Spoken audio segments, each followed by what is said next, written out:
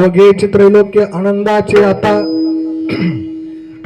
चरणी जगन्नाथा चित्त ठेले माय जगन्नाथ बाप जगन्नाथ अनाथाचा नाथ जनार्दनी एका जनार्दनी एकपणे उभा उभा चैतन्याची शोभा शोभतसे माय जगन्नाथ बाप जगन्नाथ अनाथाचा नाथ जनार्दन पांडुरंगा करो प्रथमा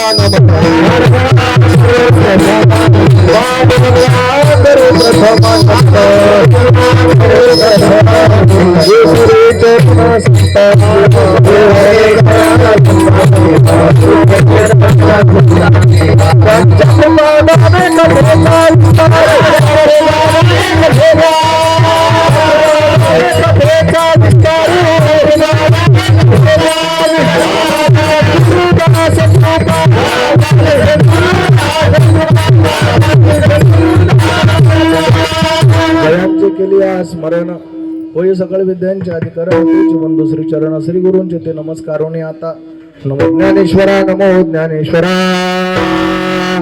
निवृत्ती उदारा सोपान देवा मुक्ताबाई नमो त्रिभुवन पावली आद्यत्रय जननी देवांची ये श्री संतांचे माता चरणावरी षष्टांग हे करी दंडवत मुखम करोति वाचालम पंगुर्नगैते गिरिमित कृपातमं वंदे परमानंद माधवम यम ब्रह्मा वरुण इंद्र रुद्र मूर्त स्तुवंत दिव्यस्तवै वेदै सांग पदक्रम उपनिषदे गायन्त्यं सामगा ध्यानावस्थित गतेन मनसा पश्यन्त्यं योगिनो यशान्तं न विदुसुरा सुरगणा देवाय तस्मै नमः माझी वाणी तुझे वर्णी गुणनाम आयुष्य दे प्रेम काही कळा तुकाराम तुकाराम नाम घेता कापते नाम कापते महा राम नाम घेता प्रियम नाम घेता प्रियम नाम घेता प्रियम तुकाराम तुकाराम नाम घेता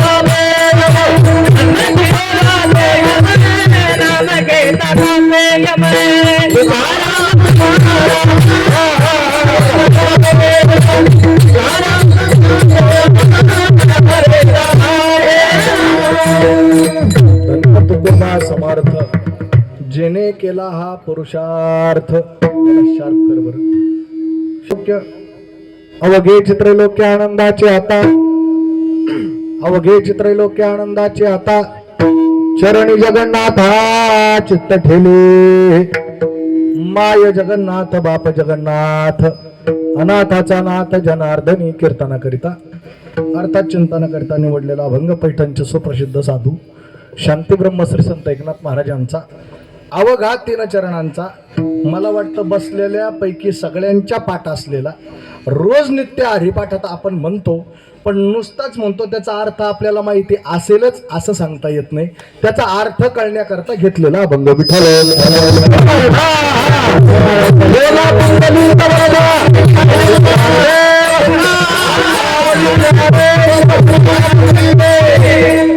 अभंगावर चिंतन करण्यापूर्वी महत्वाचा परिहार असा सालाबत प्रमाणे साधू संतांच्या कृपा आशीर्वादाने ज्ञानराज माऊलीच्या आशय कृपेने भगवान श्री परमात्म्याच्या या प्रांगणामध्ये श्रीपद भगवान तुकोबरायाच्या अशीम अशा कृपेने पंचमवेद गाथा पारायण या संबंधाने आणि जवळजवळ एक तप पूर्ण झालं. दुसऱ्या तपाकडं ज्याचं मार्गक्रम आहे 18वं वर्ष आहे आणि 18वं वर्षाचं या ठिकाणी 6व्या दिवसाची कीर्तन वा पुष्पसेवा संतांच्या आणि भगवंताच्या चरणी समर्पित करण्याचं काम माझ्याकडे आलेलं आहे.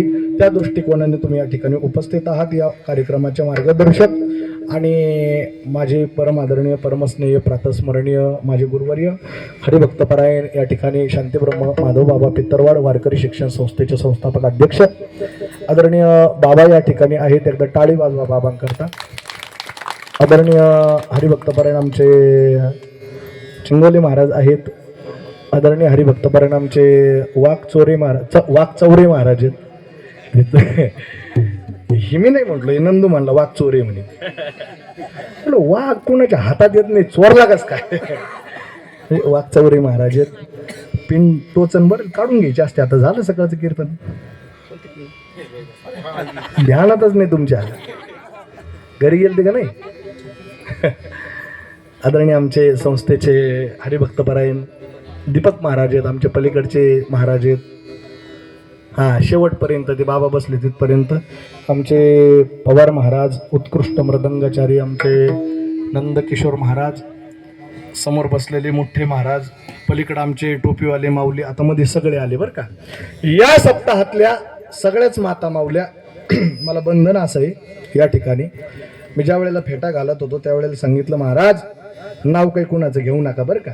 म्हटले का घेऊ नका, आम्ही रोज महाराष्ट्रभर फिरतो. महाराष्ट्रात कुठंतरी कीर्तनाला गेलो ना, लोक आम्हाला स्टँडवर न्यायला येतात. मग तो आमच्या गाडीत बसतो आणि मग सत्याच्या मंडपापर्यंत सांगतो, महाराज तुम्हाला म्हणून सापतो, हा पठ्य आहे म्हणून सत्या चालू. आम्ही विचार करतो हरिपाठाला दिसत नाही, प्रवचनाला दिसत नाही, कीर्तनाला दिसत नाही, फक्त जेवायच्या पंक्तीला असतो. तरी पठ्या म्हणून सत्या चालू. न करता करतेपणा अंगावर घेणारे आपण माणसं. पण महिला मंडळाचं एवढं अंतकरण उदार आहे. कोरोनाच्या एवढ्या मोठ्या भयंकर काळात सुद्धा सप्ताह आपला अव्याहत चालू राहिला आणि आजही 18 वर्षापर्यंत आपण हा कार्यरत ठेवला.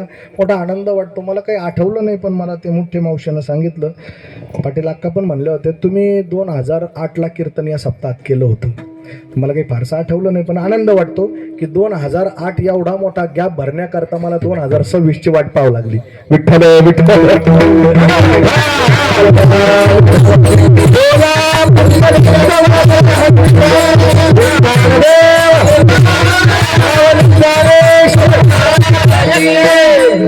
महिला मंडळ अत्यंत प्रेमाने या ठिकाणी हा सप्ताह करतात. पंढरीश पांडुरंग परमात्म्याच्या चरणी प्रार्थना देवा, हा सप्ताह यांच्या हातून अजून एका माऊलीच्या आठवणी दीपावरताई नाही का, या सप्ताहात होत्या आणि आता दिवंगत झाल्या. परमेश्वर त्यांच्या आत्म्याला चिरकाल शांती, ते बोलणंच चुकीचं आहे. आत्म्याला चिरकाल शांती देवानी देवी या म्हणण्यापेक्षा तो आत्मा शांतच असतो ना. नैनम चिंदंती शस्त्राणी नैनम दहती पाहावं का. आत्मा कधी अशांत नसतोच महाराज. आत्मा हा शांतच असतो, बरोबर की नाही. आत्मा हा शांत असतो, पण त्या आत्म्याला सद्गती मिळावी असं म्हणायला पाहिजे. ते 10व्याच्या 13व्याच्या तिथं जाऊ दे, आपल्या मुकुंदवाड्याच्या स्मशानभूमीत कधी तुम्ही गेले ना, जळणारा जळतो, भावकीतले लोक त्रास काढतात आणि भाषण ठोकणारा त्यांच्या मूर्त आत्म्याला शांती लाभो. अरे आत्मा मरत असतो का. बोलणाऱ्याला हेही कळत नाही की आत्मा आजर आहे. आत्मा काय आहे, आजर आहे, तो मरत नसतो महाराज. जो कधीच मरत नाही, ऐका बरं का, कुठेही जातही नाही आणि कुठून येतही नाही, त्याच नाव आत्मा आहे. विठ्ठल विठ्ठल. म्हणून या या ठिकाणी अगदी सगळेच माझ्या समोर बसलेले सगळेच मंडळी, प्रभू तुम्ही महिषाच्या मूर्ती, मी दुबळा अर्चित असे भक्ती, म्हणून तुमच्या सगळ्यांच्या या उपस्थितीमध्ये या कार्यक्रमाला लाभलेली भव्यता, आता थोड्याशा या सुंदर काळामध्ये सगळीकडेच कार्यक्रम चालू आहे, पण तुम्ही या ठिकाणी कीर्तन ऐकायला येता, आनंदाची गोष्ट आहे, पण टाळ्या वाजीत नाही एवढी दुःखाची बा नाही का. आणि म्हणून गोड असा सप्ताह तुम्ही साजरा करतात. त्या सप्ताहातलं आजचं 6व्या दिवसाचं कीर्तन वाक पुष्प सेवा माझ्या वाट्याला आलेली आहे. आदरणीय गुरुवर्य माधव बाबा आणि मग सगळ्यांच्या प्रेमाने विठ्ठल विठ्ठल.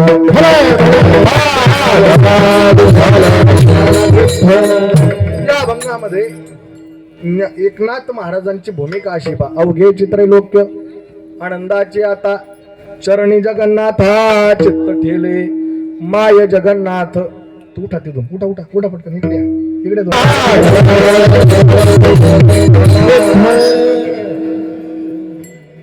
एकनाथ महाराज या अभंगातून हे बघा, परमार्थाचं पथ आक्रमित असताना, परमार्थ करत असताना, परमार्थ करता करता आपल्या जीवनामध्ये जो काही अनुभव आला तो अनुभव एकनाथ महाराज या शब्दाच्या द्वारे व्यक्त करतात.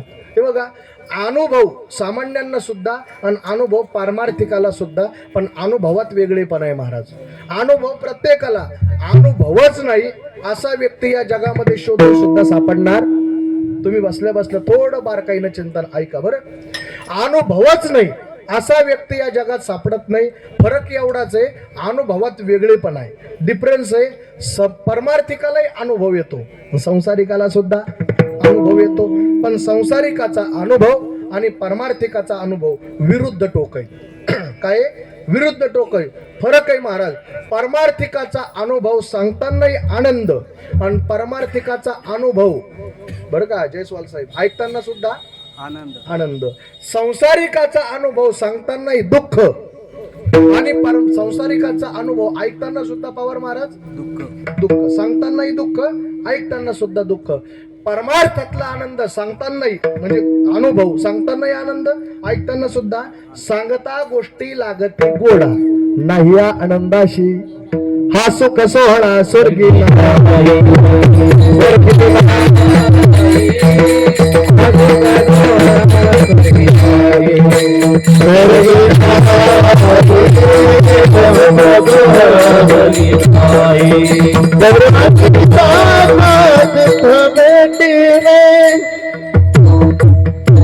विठ्ठल विठ्ठल म्हणावे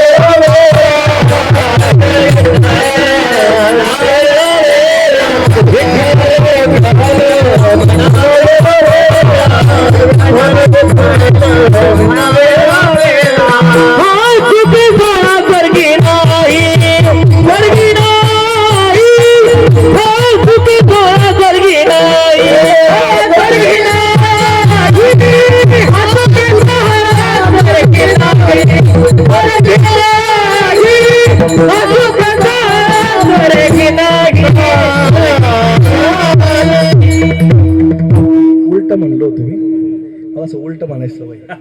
माणूस मी सोयीचाच आहे. विठ्ठल विठ्ठल.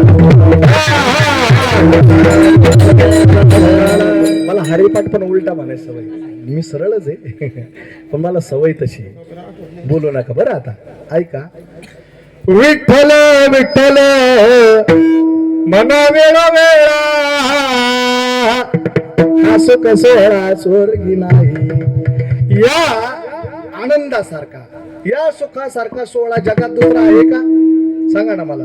दुसरा नाही महाराज. नाही. या आनंदाशी जोडा, या आनंदाला जोडा. हा याच्यासारखा आहे. टिट फॉर टॅट ज्याला म्हणतो आपण इंग्रजीमध्ये, तसं सांगता येत नाही महाराज. याच्यासारखा दुसरा आहे असं नाही, याच्यासारखा हाच आहे. विठ्ठल परमार्थिकाचा अनुभव सांगतानाही मोठे साहेब आनंद आणि ऐकताना सुद्धा आनंद. संसारिकाचा अनुभव सांगतानाही दुःख, ऐकताना सुद्धा दुःखच आहे. तुम्ही कोणत्याही संसारिकाचा अनुभव घ्या, कोणत्याही घ्या. आयुष्य प्रपंच करण्यात घातलं आणि मग प्रपंच करण्यामध्ये आयुष्य ज्यांना घातलं त्याला विचारा, बाबा तुमचं सगळं आयुष्य संपलं संसार करण्याकरता, नेमका तुमचा अनुभव काय सांगा बरं. हसून सुखाचा अनुभव सांगेल का? बोला ना पवार महाराज. तुमचं वय किती? बोला की हे सरले काय 65 म्हणजे ओरिजिनल का वशिल्याचं? हे बरेच लोक आहेत वशिल्याचं. संसाराच्या अंगी अवघेची व्यसने आम्ही या कीर्तने आम्ही या कीर्तने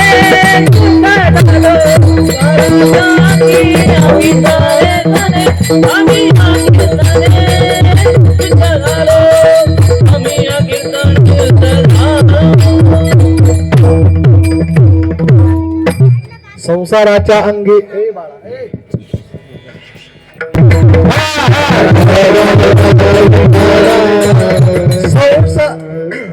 संसाराच्या अंगी अवघीच व्यसन आम्ही या कीर्तने शुद्ध झालो. संसाराच्या अंगाला अनेक व्यसन आहे, पण संसार करता करता ते व्यसन सुटलं पाहिजे आणि मग त्याला सुख प्राप्त होतं. कोणत्याही संसारिकाला विचारा तुम्ही, प्रपंचामध्ये आयुष्य घातलं आणि मग त्याला विचारा बाबा तुमचा अनुभव काय. पवार महाराज काय सांगेल? कोणताही माणूस एकच उत्तर देईल, महाराज मी संसारात पडून फसलो तर फसू दे, पण कमीत कमी तू तरी पडू नको. आणि पडलाच असं संसारामध्ये तर सगळीच प्रॉपर्टी पोरायच्या नावावर करू नको, माझ्यासारखं होईल. बोला बोला बोला मोकळे बोला. हेच अनुभव आहे ना, सांगा ना. सगळी प्रॉपर्टी मुलांच्या नावावर करू नको, माझ्यासारखं होईल. कमीत कमी अर्धी तरी तुझ्या नावावर ठेव, कारण त्या अपेक्षेनं तरी तो मुलगा तुला सांभाळेल. कारण आज हे सांभाळ नाही ना महाराज, या अपेक्षेवरच आहे. विठ्ठल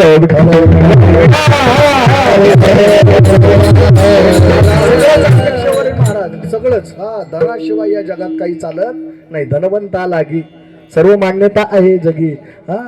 श्रीमंत पुरुषाची स्त्री रोट व करी कैसी.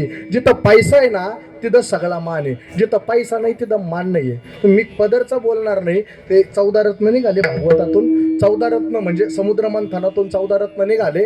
त्या 14 रत्नापैकी लक्ष्मीन अमृत सोडता बाकी कोणी कोणाकडे पाहत नाही. पण जशी लक्ष्मी समुद्रातून बाहेर आली 33 कोटी देव पळाले आणि सगळ्या देवांनी लक्ष्मीला बसायला सिंहासन दिलं. तिला सांगितलं बाई तू याच्यावर बस. याचा अर्थ असा आहे ज्याच्याकडे लक्ष्मी आहे लोक त्यालाच बसायला टाकतात. हा सिद्धांत आहे जगाचा, बरोबर की नाही? हा जगाचा सिद्धांत आहे. तुम्ही कोणत्याही संसारिक माणसाचा अनुभव घ्या, कोणत्याही संसारिक माणसाचा अनुभव घ्या महाराज. बघा ते एकच सांगेन, माझ्या आयुष्यातला माझ्या जीवनातला अविभाज्य घटक आहे ना, मी संसार केला ना, संसारासारखं दुःख जगात दुसरं तुम्ही कोणत्यालाही विचारा. त्याला विचारलं कसा केला, त्यानं सांगितलं लाजत लाजतच केला. म्हणून मी निर्लज्जम तदप्य विषयी भेसगृह्यते. त्यानं सांगितलं मनामध्ये निर्लज्जता बाळगूनच संसार करावा लागतो.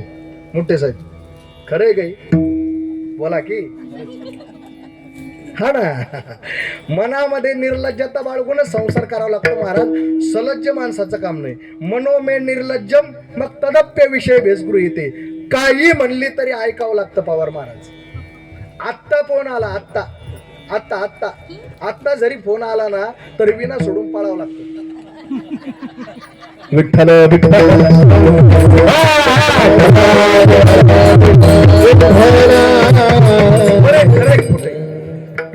खरं बोला इमानदारी. तुमच्या सासूची शपथ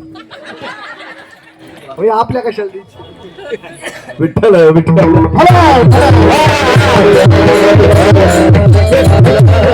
घ्या महाराज.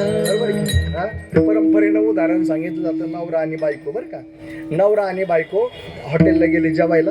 आपल्या लाडलीला हॉटेलला जेवायला गेले. मी वाकचौरे महाराज, आमचे चिंगोले महाराज, आम्ही दोघं ते का आपलं चला आळंदीचे आमच्या महाराज आले. आम्ही त्यांना चहा पाजायला तिथं. आणि ते नवरा बायको जोडी होती 75-80ची. कितीची? 75-80 वर्षाची जोडी. आणि जेवायला लाडली हॉटेलमध्ये. वेटरनं त्यांनी दिलेली ऑर्डर जेवण आणलं. म्हातारी हॉटेलमध्ये नवऱ्याला वाढत होती.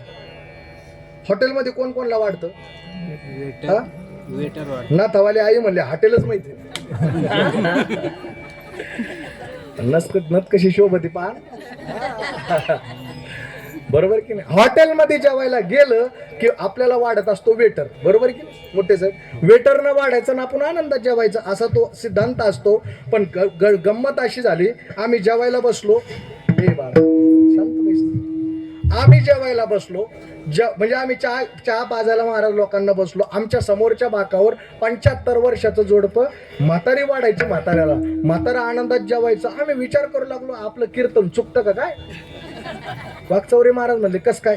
चिंगोले महाराज म्हणले नाही नाही काहीतरी तथ्य असायला पाहिजे. आपण रोज कीर्तना सांगतो संसार दुःख मोळ चौकडे 75 वर्षाचं जोडपं आहे. किती वर्षाचं. 75 वर्षाची म्हातारी हॉटेलमध्ये म्हाताऱ्याला वाढते म्हणजे केवढे संस्कार आहे. मी यांना म्हटलं नाही हो संस्कार कशाचे आले. ते नाही नाही संस्कार आहे. मी म्हटलं हो ते मग चहा पाणी. मग जेवण झालं महाराज म्हाताऱ्याचं जेवण झाल्यावर रीतसर म्हातारा हात धुवून आलं. मग म्हातारी जेवायला बसले दीपक महाराज. आम्ही विचार केला पहिले म्हातारी ऑर्डर तर सगळंच आली. पहिले म्हातारं जेवलो, म्हातारीनं वाढलं मोठे साहेब, नंतर म्हातारं जेवायला बसलो. बरोबर की नाही. म्हातारी जेवायला बसली, एकाच्या नंतर दुसरे जेवायला बसता. ते घरात संस्कार चालत नाही, हॉटेलमध्ये संस्कार दाखवले. आमची तर अक्कल बंद पडली. मग थोड्या वेळाने ते बिल वगैरे दिलं. आमचे महाराज आळंदीचे वाटे लावले. आम्ही दोघं तिघं हॉटेलच्या बाहेर. म्हातारा आपलं दात कोरीत बाहेर आले. मी विचारलं आजी मी कीर्तनकार आहे, हे दोघं गायक आहे, आम्ही रोज कीर्तन सांगतो संसार दुःखमुळं, पण तुमच्या प्रेमाकडे पाहिलं आम्हाला वाटतं इथून पुढं असं सांगूच नाही. ती म्हणली कस काय. काय प्रेम आहे तुमच्या दोघांचं. अगोदर बाबा जेवले, नंतर तुम्ही बाबाला वाढलं, बाबाचं जेवण झाल्यानंतर तुम्ही जेवल्या. काय तुमच्या दोघांचं प्रेम. म्हणले कशाचं प्रेम आलं महाराज. म्हणलं प्रेम नाही प्रेमच म्हणता येईल ना. अगोदर बाबाला तुम्ही वाढलं स्वतः, नंतर बाबाचं झाल्यावर तुम्ही जेवल्या. हे प्रेम नाही तर काय. तिनं सांगितलं खरं सांगू का महाराज हे प्रेम काही नाहीये. भानगड अशी आहे आम्ही दोघं घरून जेवायला निघलो, 8 दिवसापासून भांडत होते तेव्हा म्हातारं निघलं. मग तुम्ही त्यांना का अगोदर वाढलं. म्हातारीने सांगितलं त्याची भानगड अशी झाली, घरून निघताना आम्ही संगच आलो, पण आमच्यापैकी एकाचा दाताचा सेट घरीच राहिला. दाताचा सेट एकच होता. म्हणजे आधी बाबा जेवले नंतर मी जेवले. विठ्ठल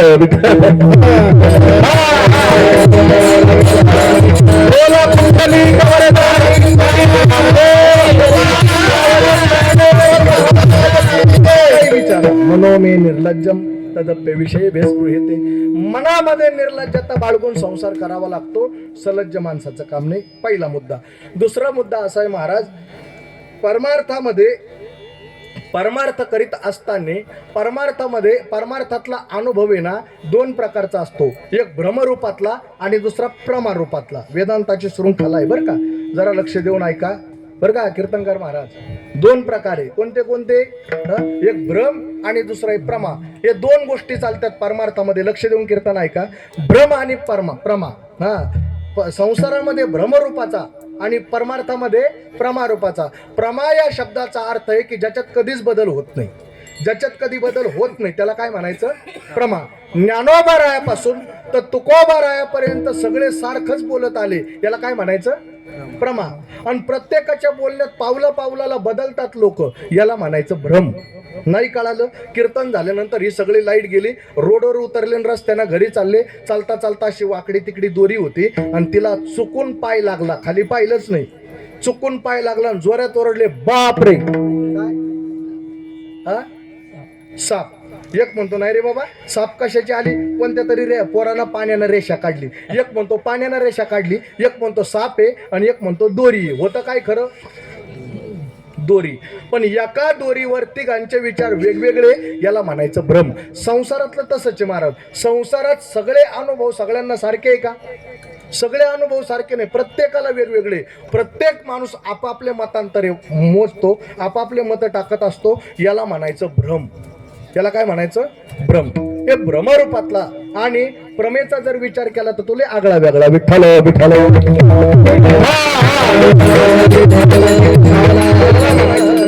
आणि हे नाही कळलं तर दुसरं उदाहरण सांगतो.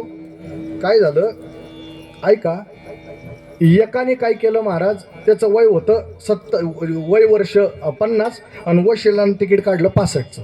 वय किती 50 आणि तिकीट काढलं महाराज वशिल्यानं 65. आणि कधीच पंढरपूरला न जाणारं पंढरपूरला गेलं अर्ध्या तिकिटावर. कारण अर्ध तिकीट कोणाला आहे. 65 वर्षाच्या. सरकारचं उदार धोरण होतं, आता तर ते फ्रीज झालं, बरोबर की नाही. पण पुढं काय होतं, उदार धोरण, म्हातारे माणसं, सिनियर सिटीजन, चलो पंढरपूर. हा, 65 वर्षाच्या पुढच्या माणसाला अर्ध तिकीट झालं. त्या अर्ध्या तिकिटाकरता 50 आणि 55 वर्षाची माणसं सुद्धा 65 वर्षाचे झाले. एकाना वशिल्यानं अर्ध तिकीट काढलं आणि पंढरपूरला गेला. चंद्रभागेच्या वाळवंटावर कपडे काढले, चंद्रभागेत उडी मारली. याचा दुर्दैव असं, वर येईपर्यंत चोरानं सगळेच कपडे नेले. ओळखपत्र गेलं, पैसे गेले, कपडे गेले, काहीच नाही जवळ. वर आल्यावर एवढा राग आला पांडुरंगा, अरे कधी नाही ते तुझ्या पंढरपूरला आलो आणि मी पंढरपूरला आलो, माझी अशी अवस्था केली का, शपथ आहे तुझी, जर डबल पंढरपूरला येईन तर. याला म्हणायचं भ्रम. कळतंय? ही भ्रम शब्दाची व्याख्या. सामान्य माणूस भ्रमात जगतो, पण महात्मा प्रमेत जगतो. महाराज जपानला सत्संग चालू होता बरं का, आणि सत्संगामध्ये हजारो लोक प्रवचन ऐकायला बसलेले. तेवढ्याच भूकंपाचे धक्के बसायला लागले, मंदिर हादरायला लागलं, मंदिरातले लोक घाबरले. मंदिर अंगावर पडलं तर मेल्याशिवाय पर्याय नाही. मंदिरातले सगळे लोक बाहेर पळून गेले, पण प्रवचन सांगणारा महात्मा जाग्यावर होता. तो महात्मा नाही हल्ला. अर्ध्या तासाने भूकंपाचे धक्के थांबले आणि मग सगळे लोक बाहेरच्या आतमध्ये आले. महात्म्याला विचारलं, बाबा जीवाच्या भीतीनं ते सगळे घाबरले, घाबरून आम्ही सगळे बाहेर पळालो, पण तुम्ही का नाही पळाले? तुम्हाला जर कळालं तर तुमच्या अंगाला काटा येईल. महात्म्यानं सांगितलं, खरं सांगू का, हे सगळे ऐकणारे लोक जीवाच्या भीतीनं घाबरून बाहेर पळाले, मी नाही पळालो. असं तुम्हाला दिसतं ना, ते पळाले तसा मी पण पळालो. फरक एवढाच होता, ते बाहेर पळाले, मी आत पळालो. हा, कारण आत परमात्मा हा अंतरात असतो, हा जगात नसतो. विठ्ठल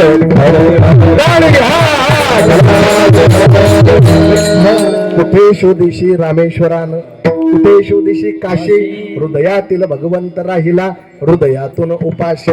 अरे जगात देव पाहता घरातले मायबाप उपाशी मरत असन तर जगातल्या देवाची पूजा करून फायदा काय? बरोबर की नाही?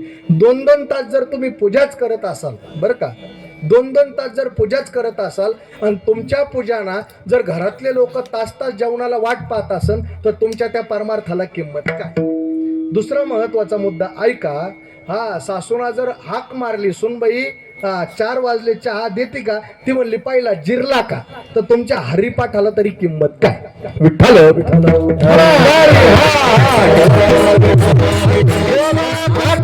आपण बाहेर शोधित असाल, येतंय ना कीर्तन लक्षात, तर त्या परमार्थाला किंमत काय? बाहेरचा परमार्थ चांगला व्हावा वाटत असेल तर आतून परमार्थ निर्मळ पाहिजे महाराज.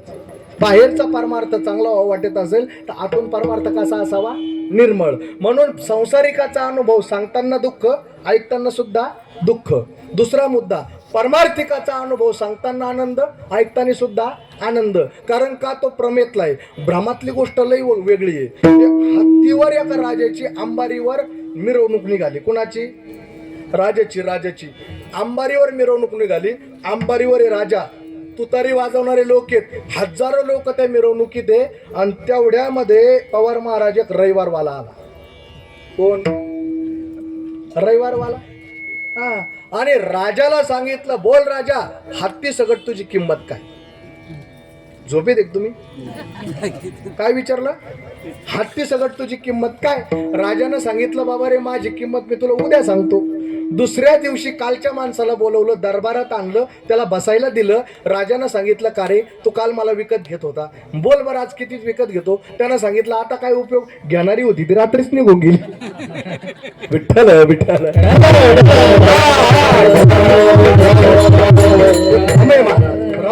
भ्रमामधला आणि प्रमेमधला फरक आहे. सामान्य माणूस भ्रमात जगतो, महात्मा प्रमेत जगतो. महात्मा कशात जगतो? प्रमेमध्ये जगतो. म्हणून त्याचा अनुभव यथोचित मानला जातो. त्याचा अनुभव, परमार्थिकाचा अनुभव सांगताना आनंद आणि ऐकताना सुद्धा आनंद. बरं मला सांगा तुम्ही, संसारिकाचा अनुभव भूषणाचा आहे का? भूषणावं आहे का? भूषण वाटण्यासारखं काय आहे का त्याच्यात? संसारी माणसाचा अनुभव भूषणावह नाही महाराज, दूषणावह आहे. त्याच्या पुढे तुम्हाला सोपं कळण्यासारखं सांगू का? ऐका, संसारिकाचा अनुभव एखाद्याला मार्गदर्शन ठरतो का? सांगा ना, बोला ना. संसारिकाचा अनुभव मार्गदर्शन आहे का? मी अशा तऱ्हेनं संसार केला मग तू कर, सांगता येतं का? काही गरज नाही ना त्याची. संसारिकाला मार्गदर्शनाची गरज नाही. पण लक्षात घ्या, परमार्थिकाचा अनुभव हा इतरांकरता मार्गदर्शनाचा आहे, संसारिकाचा नाही. संसारिकाचा अनुभव मार्गदर्शनाचा नाही आणि लोकांच्या फायद्याचा सुद्धा नाही. मत चित्ता मदगत प्राणा बोधयंत परस्परम कथयंतश्य माम नित्यम दुष्यंती जरमंतीच. अर्जुना, ज्ञानोबाराय बोलतात, अरे येथे मीची झाले, मियाचे प्राणी ढाले, जिओ मरो विसरले बोधाचे भुली. अर्थात बोधयंत हा परस्परम, एकमेकाच्या विचाराची देवाणघेवाण ही परमार्थात होत असते. आणि हे काहीच नाही कळलं ना तर सोपं सांगतो. आता हे आमचे महाराज लोक उभा आहेत, समजा आमच्या आता चिंगोली महाराज, कुणाल महाराज, आणि तुम्ही कीर्तन झाल्यावर काला झाल्यावर तुम्हाला असं वाटलं 8 दिवस हे आमचे सगळे महाराज लोक तुमच्या सप्त्यात आहे, आणि मग त्यांचं ते गायन ऐकलं, त्यांचं पावणी खेळणं ऐकलं, त्यांचं वक्तृत्व ऐकलं, हे सगळ्यांचेच तुम्हाला गुण आवडले, आणि मग तुम्ही आमच्या कुणाल महाराजला म्हणले, महाराज किती चांगलं गाता हो, किती परमार्थ करता, वेळ देता, एवढं सुंदर तुमचं वागणं असेल तर एक काम करता का, आमचं पण पोरग तुमच्या संग घेऊन जा, आणि जर तुम्हाला टाइम नसेल तर तुम्ही जिथं शिकले तिथला आम्हाला पत्ता द्या, आमचं पोरग आम्ही तिथं टाकू. मला सांगा, यांचा परमार्थ ऐका बरं का, आपल्या कीर्तनाचं एकही वाक्य वायाला जाणार नाही. यांचा परमार्थ भावी परमार्थिका करता अनुभवाचा ठरला का नाही? बोला ना, ठरला की नाही? यांचा परमार्थ आवडला म्हणून मार्गदर्शन यांचं, आणि आपल्या पोराचं शिक्षण हा परमार्थाचा फायदा म्हणून परमार्थातला अनुभव. विठ्ठल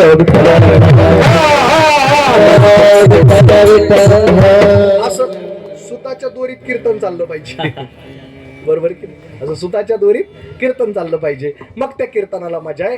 आणि म्हणून मी सांगत होतो, महाराज सांगताना परमार्थिकाचा अनुभव, संसारिकाचा अनुभव कोणता सांगण्यासारखा आहे हो, बरोबर की नाही? एकानं सांगितलं, राम भाऊ काय सांगू, काल रात्री मंडळीना उशीर झाला घरी जायला, अशी बाडकावली ना तो थाड दिशी बापचौरे महाराज. असं जरी एखादा सांगू लागला तर तुम्ही त्याला शाबासकी देणार का? वा वा, जागतिक विक्रम केला, बायकोचा मार खातो मूर्खा, असं म्हणणार नाही हा?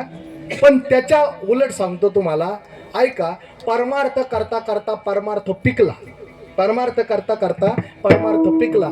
एक सांगू का, परमार्थ पिकावंच लागतो महाराज, परमार्थ काय व्हावं लागतो? पिकावं लागतो.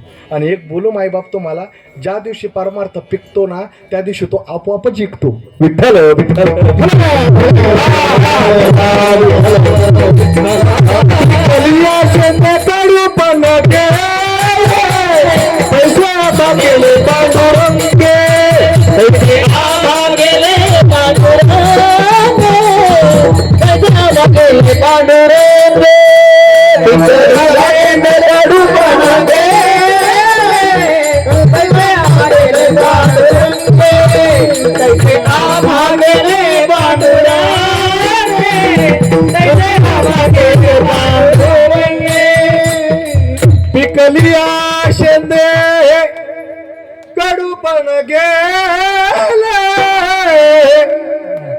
कस काय झालं लग्न?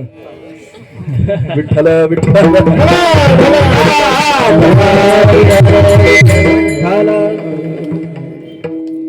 पिकलिया शेंद कडूपण गेले, पेशवा केले पांडुरंगे.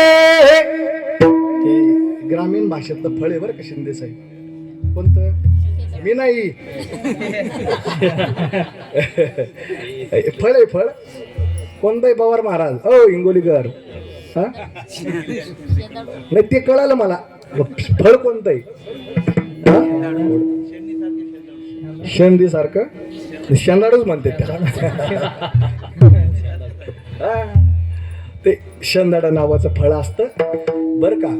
ते पिकत नाही तोपर्यंत कडू वास येत त्याचा, पिकत नाही तोपर्यंत बांधाच्या पलीकडं असतं बरं का. आणि पिकलं ना एकदा तर बांधाच्या अलीकडं वास येतो, आणि मग त्याला ते आमंत्रण देत नाही आमच्याकडे या म्हणून. तुम्ही त्याचा सुगंध नाकापर्यंत आला की लोक आपोआप त्याच्यापर्यंत पळतात. पण कधी अजून एकदा कधी, हा तसं परमार्थात पिकावं लागतं. आणि एकदा तुम्ही पिकलं ना महाराज, परमार्थ पिकला शिंदे साहेब की तो आपोआपच येतो. माझी तारीख घ्या असं म्हणायची गरजच पडत नाही. विठ्ठल विठ्ठल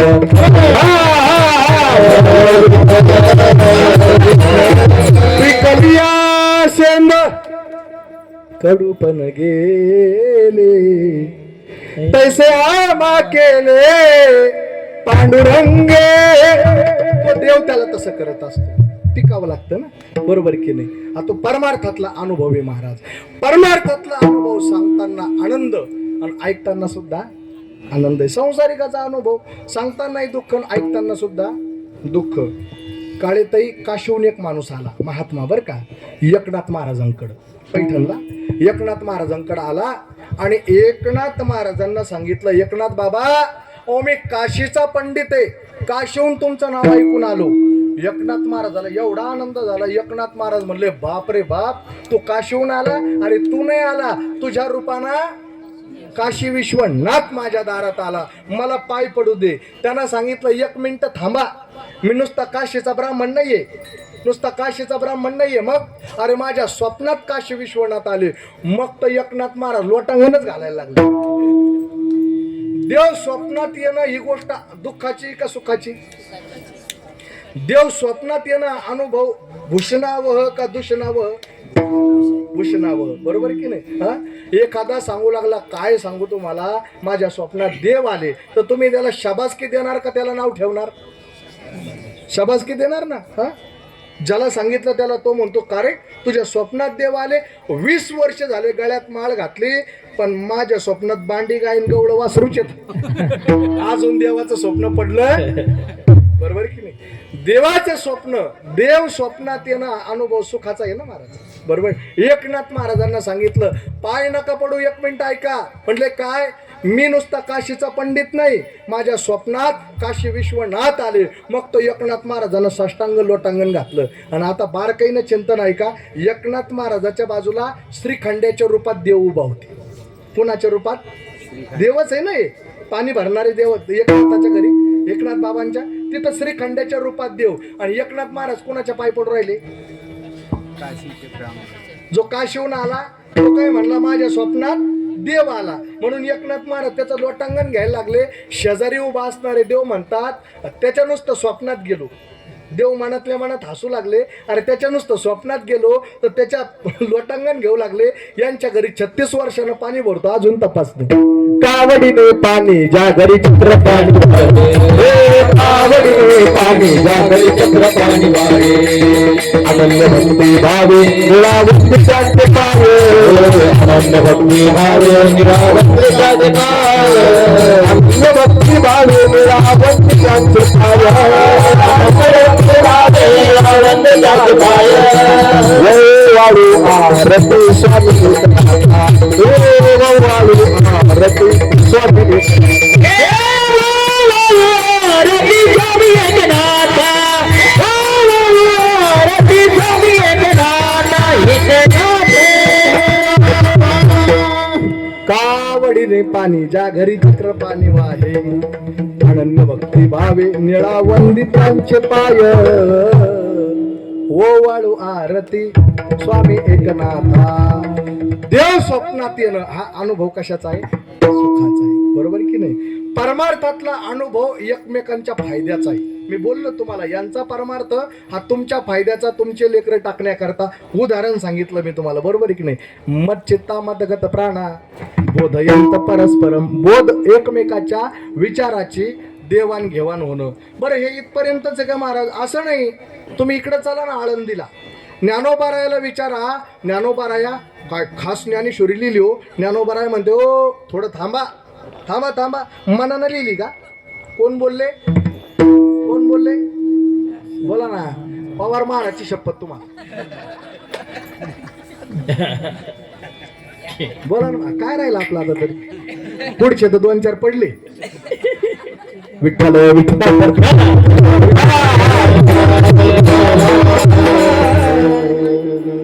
एक ज्ञानोबारायला विचारलं, माऊली अरे काय ज्ञानेश्वरी लिहिली तुम्ही, भारी, वा वा, अमृताची ताटी, इतकी गोड ज्ञानेश्वरी लिहिली, असं शाबासकी लोक द्यायला लागले बरं का ज्ञानोबारायला.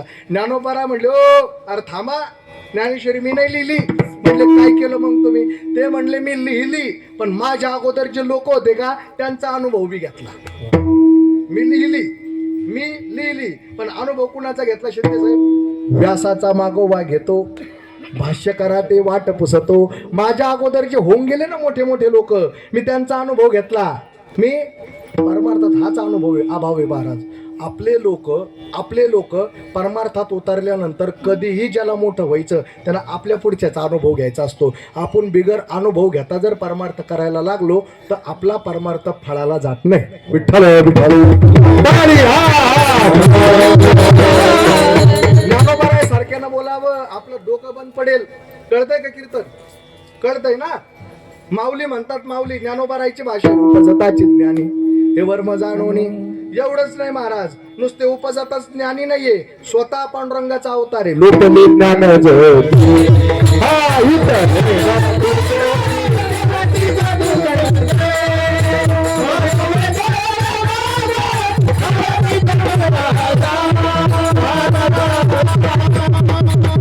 अवतार पांडुरंग सगळ्यांच्या पाठीतून बोला की नाव ठेविले ज्ञानी, बरोबर की नाही? तो पांडुरंगाचा अवतार ज्ञानोबा राया. एवढंच नाही, हे सगळं असताना सकल संतांमध्ये ज्ञानोबा राया ऐका बर का, आतापर्यंत आईची भूमिका,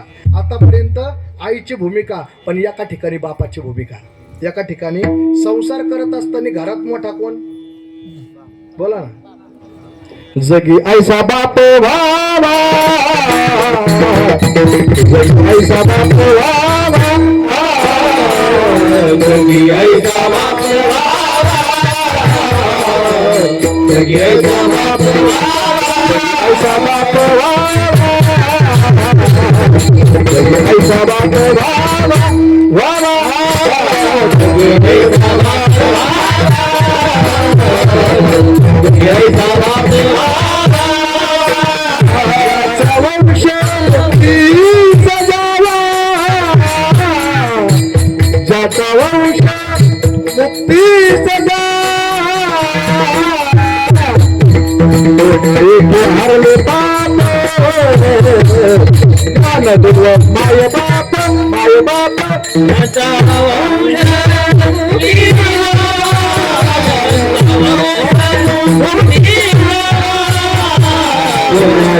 हरले बाप हरले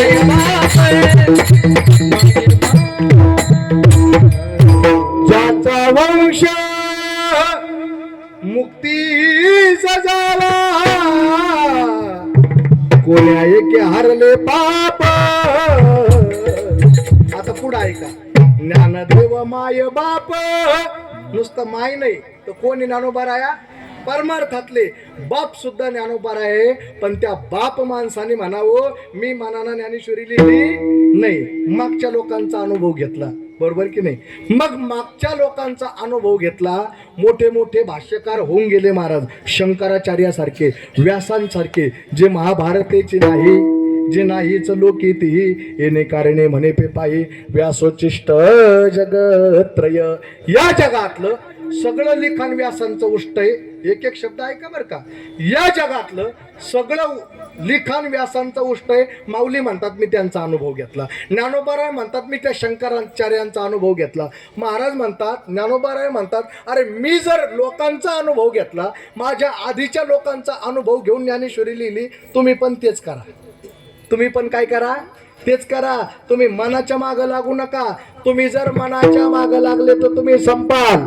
तुम्ही जर मनाच्या मागं लागले, मनोमार्गी गेला तो येथे मुकला, मनोमार्गी गेला तो येथे. हरिपंत पाठ असं मानत हलवीजा हे मला कळण येतो वा, बरोबर की? मनोमार्गी गेला तो येथे मुकला, मनाच्या मार्गाने जाल तर तुम्ही संपाल. मग तुम्ही संतांचे संगती, मग मनोमार्ग गती.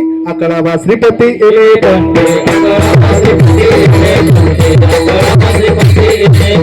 मनोमार्गी गेला,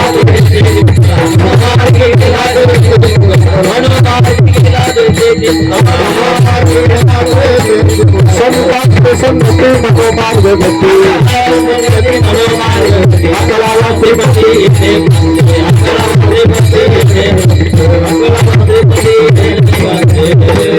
तुम्ही संतांची संगत करा, तुम्ही लोकांचा अनुभव घ्या. संसार जरी चांगला करायचा असेल तरी परमार्थ, आणि परमार्थ चांगला करायचा असेल तर तरी सुद्धा परमार्थ तुम्ही मोठ्यांचा अनुभव घ्या, तुम्ही लोकांचा अनुभव घ्या. महाराज म्हणतात मी त्यांचा अनुभव घेतला. ज्ञानोबराय सारख्यानं म्हणावं, मग आपण कशात काय महाराज? जर माऊली म्हणतात मी जुन्या लोकांचा अनुभव घेतला, तर तुम्हाला आणि मला आपल्यापेक्षा मोठ्या लोकांच्या पुढं नतमस्तक होऊन त्यांना काही प्रश्न विचारण्यात लाजच काय? बरोबर की नाही? हं? माझ्यापेक्षा जर कोणी मोठा असेल आणि मला जर त्यांच्याकडून काही ज्ञान प्राप्त होत असेल, मग त्या मोठ्या व्यक्तीच्या चरणारविंदे कीर्तनकारांना लीन व्हावं याच्यात त्याचा लहानपणा आहे का? कारण आतापर्यंत परंपरा चालत आली, मागच्यांचा अनुभव घ्यायचा आणि मग पुढं जायचं. बरोबर आहे की नाही? हा जसा सिद्धांत आहे ना महाराज, महाराज म्हणतात तोच अनुभव माझ्या अंगात उतरला. अंगी अनुभव आला मज संतरज चरणाचा, अंगी अनुभव आला मज संतरज चरणाचा. सुखी झालो या सेवने, सुखी झालो या सेवने, सुखी झालो या सेवने. दुःख नेने यावरी, दुःख नेने यावरी. आता दुःख नाही ना, बरोबर आहे की नाही? माझी मज आली रोकड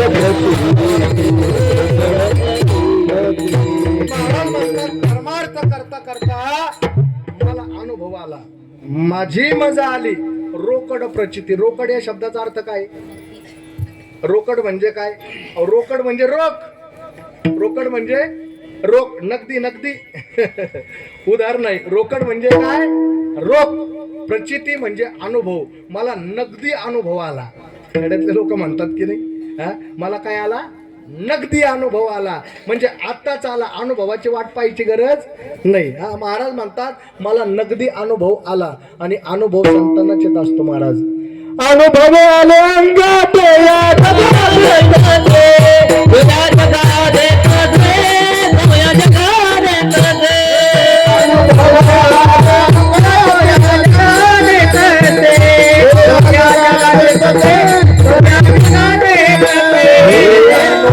आले अंगा. हाय पवार महाराज. अनुभव आले अंगा ते या जगा देतसे. अनुभव आले, बरोबर. आणि अनुभवाशिवाय शिंदे महाराज माणूस बोलतो का? बोलत नाही ना महाराज. पलीकडचा सप्तान पवार महाराज झाला बोलेला हरिपाठाला. मी पलीकडून माझी गाडी घेऊन निघाले, ते म्हणले 2च मिनिटं मी त्याचे, ते इकडच्या गल्लीतून गेले. खरंय खोटंय? तेवढ्या लोकात खोटं नका बोलू. म्हणूनच म्हणतो अनुभवे आले अंगा ते या जगा. संतांना अनुभव येतो महाराज, बरोबर की नाही? संतांच्या ठिकाणी अनुभव असतो, संतांना अनुभव येतो. पण अनुभव आला पण नेमकं कोणता आला? अनुभव आला पण नेमकं कोणता? तर एकनाथ महाराज म्हणतात अवघे चित्रैलोक्य आनंदाची आता. हा अनुभव आला पण महाराज म्हणतात अवघे चित्रैलोक्य आनंदाचे आता. महाराज म्हणतात की हे जग मला आनंदाचं प्राप्त झालं. हे सगळं जग मला काय झालं? अनुभवच आहे ना तो. महाराज म्हणतात हे सगळं जग मला आनंदाचं प्राप्त झालं. पण बसलेले लोक ऐका, कोणताही माणूस, कोणताही, माझ्यासह तुम्ही सगळे, कोणताही माणूस ज्या वातावरणात असतो ना त्या वातावरणासंबंधी बोलतो. कोणताही माणूस असू द्या जगातला, त्याच्या वातावरणात असला का त्या वातावरणासंबंधी बोलतो. दृढ असा पगडा पडलेला असतो पा, आणि तो जो बोलतो ना त्या वातावरणातून बोलतो. संसर्ग गजा दोष गुणोर भवन्ते न त्याज्य दोषो च नमद गुणोवा. असं न त्याज्य दोषो च नमद गुणोवा. संसर्ग गजा दोष गुणोर भवन्ते. कशाचा परिणाम आहे? संगतीचा, वातावरणाचा. कोणताही माणूस जगातला असू द्या तो कशाने बोलतो? जसं वातावरण असेल तसं. चांगलं वातावरण असलं तर ते चांगलंच बोलतं, आणि घाणेरडं वातावरण असलं तर त्या पद्धतीनं बोलतं. आपण म्हणतोय असं का बरळतं? समजा होय त्या वातावरणात वागत, बरोबर की नाही? वातावरणाचा परिणाम कसा होतो सांगतो मी तुम्हाला. ज्या अर्थी एकनाथ महाराज म्हणतात हे अवघे चित्रैलोक्य आनंदाचे आता, हे सगळं जग मला आनंदाचं वाटायला लागलं. ज्या अर्थी एकनाथ महाराज म्हणतात जग आनंदाचं वाटतं, त्या अर्थी एकनाथ महाराज कोणत्या वातावरणात होते? कशाचा परिणाम होतो? बोला ना, काय बोललो मी? कोणत्या कशाचा परिणाम होतो? वातावरणाचा, आणि त्या संबंधीच माणूस बोलतो महाराज. जसं वातावरण असतं, इकडं पहा ना माय. विठ्ठल मी आज आजारी माणूस बर. सकाळचं कीर्तन दुपारी कथा करून आलो, जरा तब्येत बरी नाही, थोडस सहकार्य करा. विठ्ठल विठ्ठल.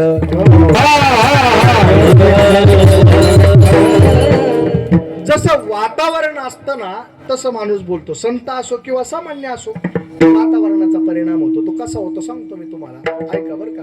शिक्षक आणि शिक्षिका बदली झाली खेड्यामध्ये, आणि मग ते खेड्यामध्ये असल्यामुळं मग ते जसे ते लहान मुलं खेड्यातले बोलायचे 5-7 वर्षाचं पोरग, तसंच हे बोलायचं. त्याला काही विचारलं का हा म्हणायचं.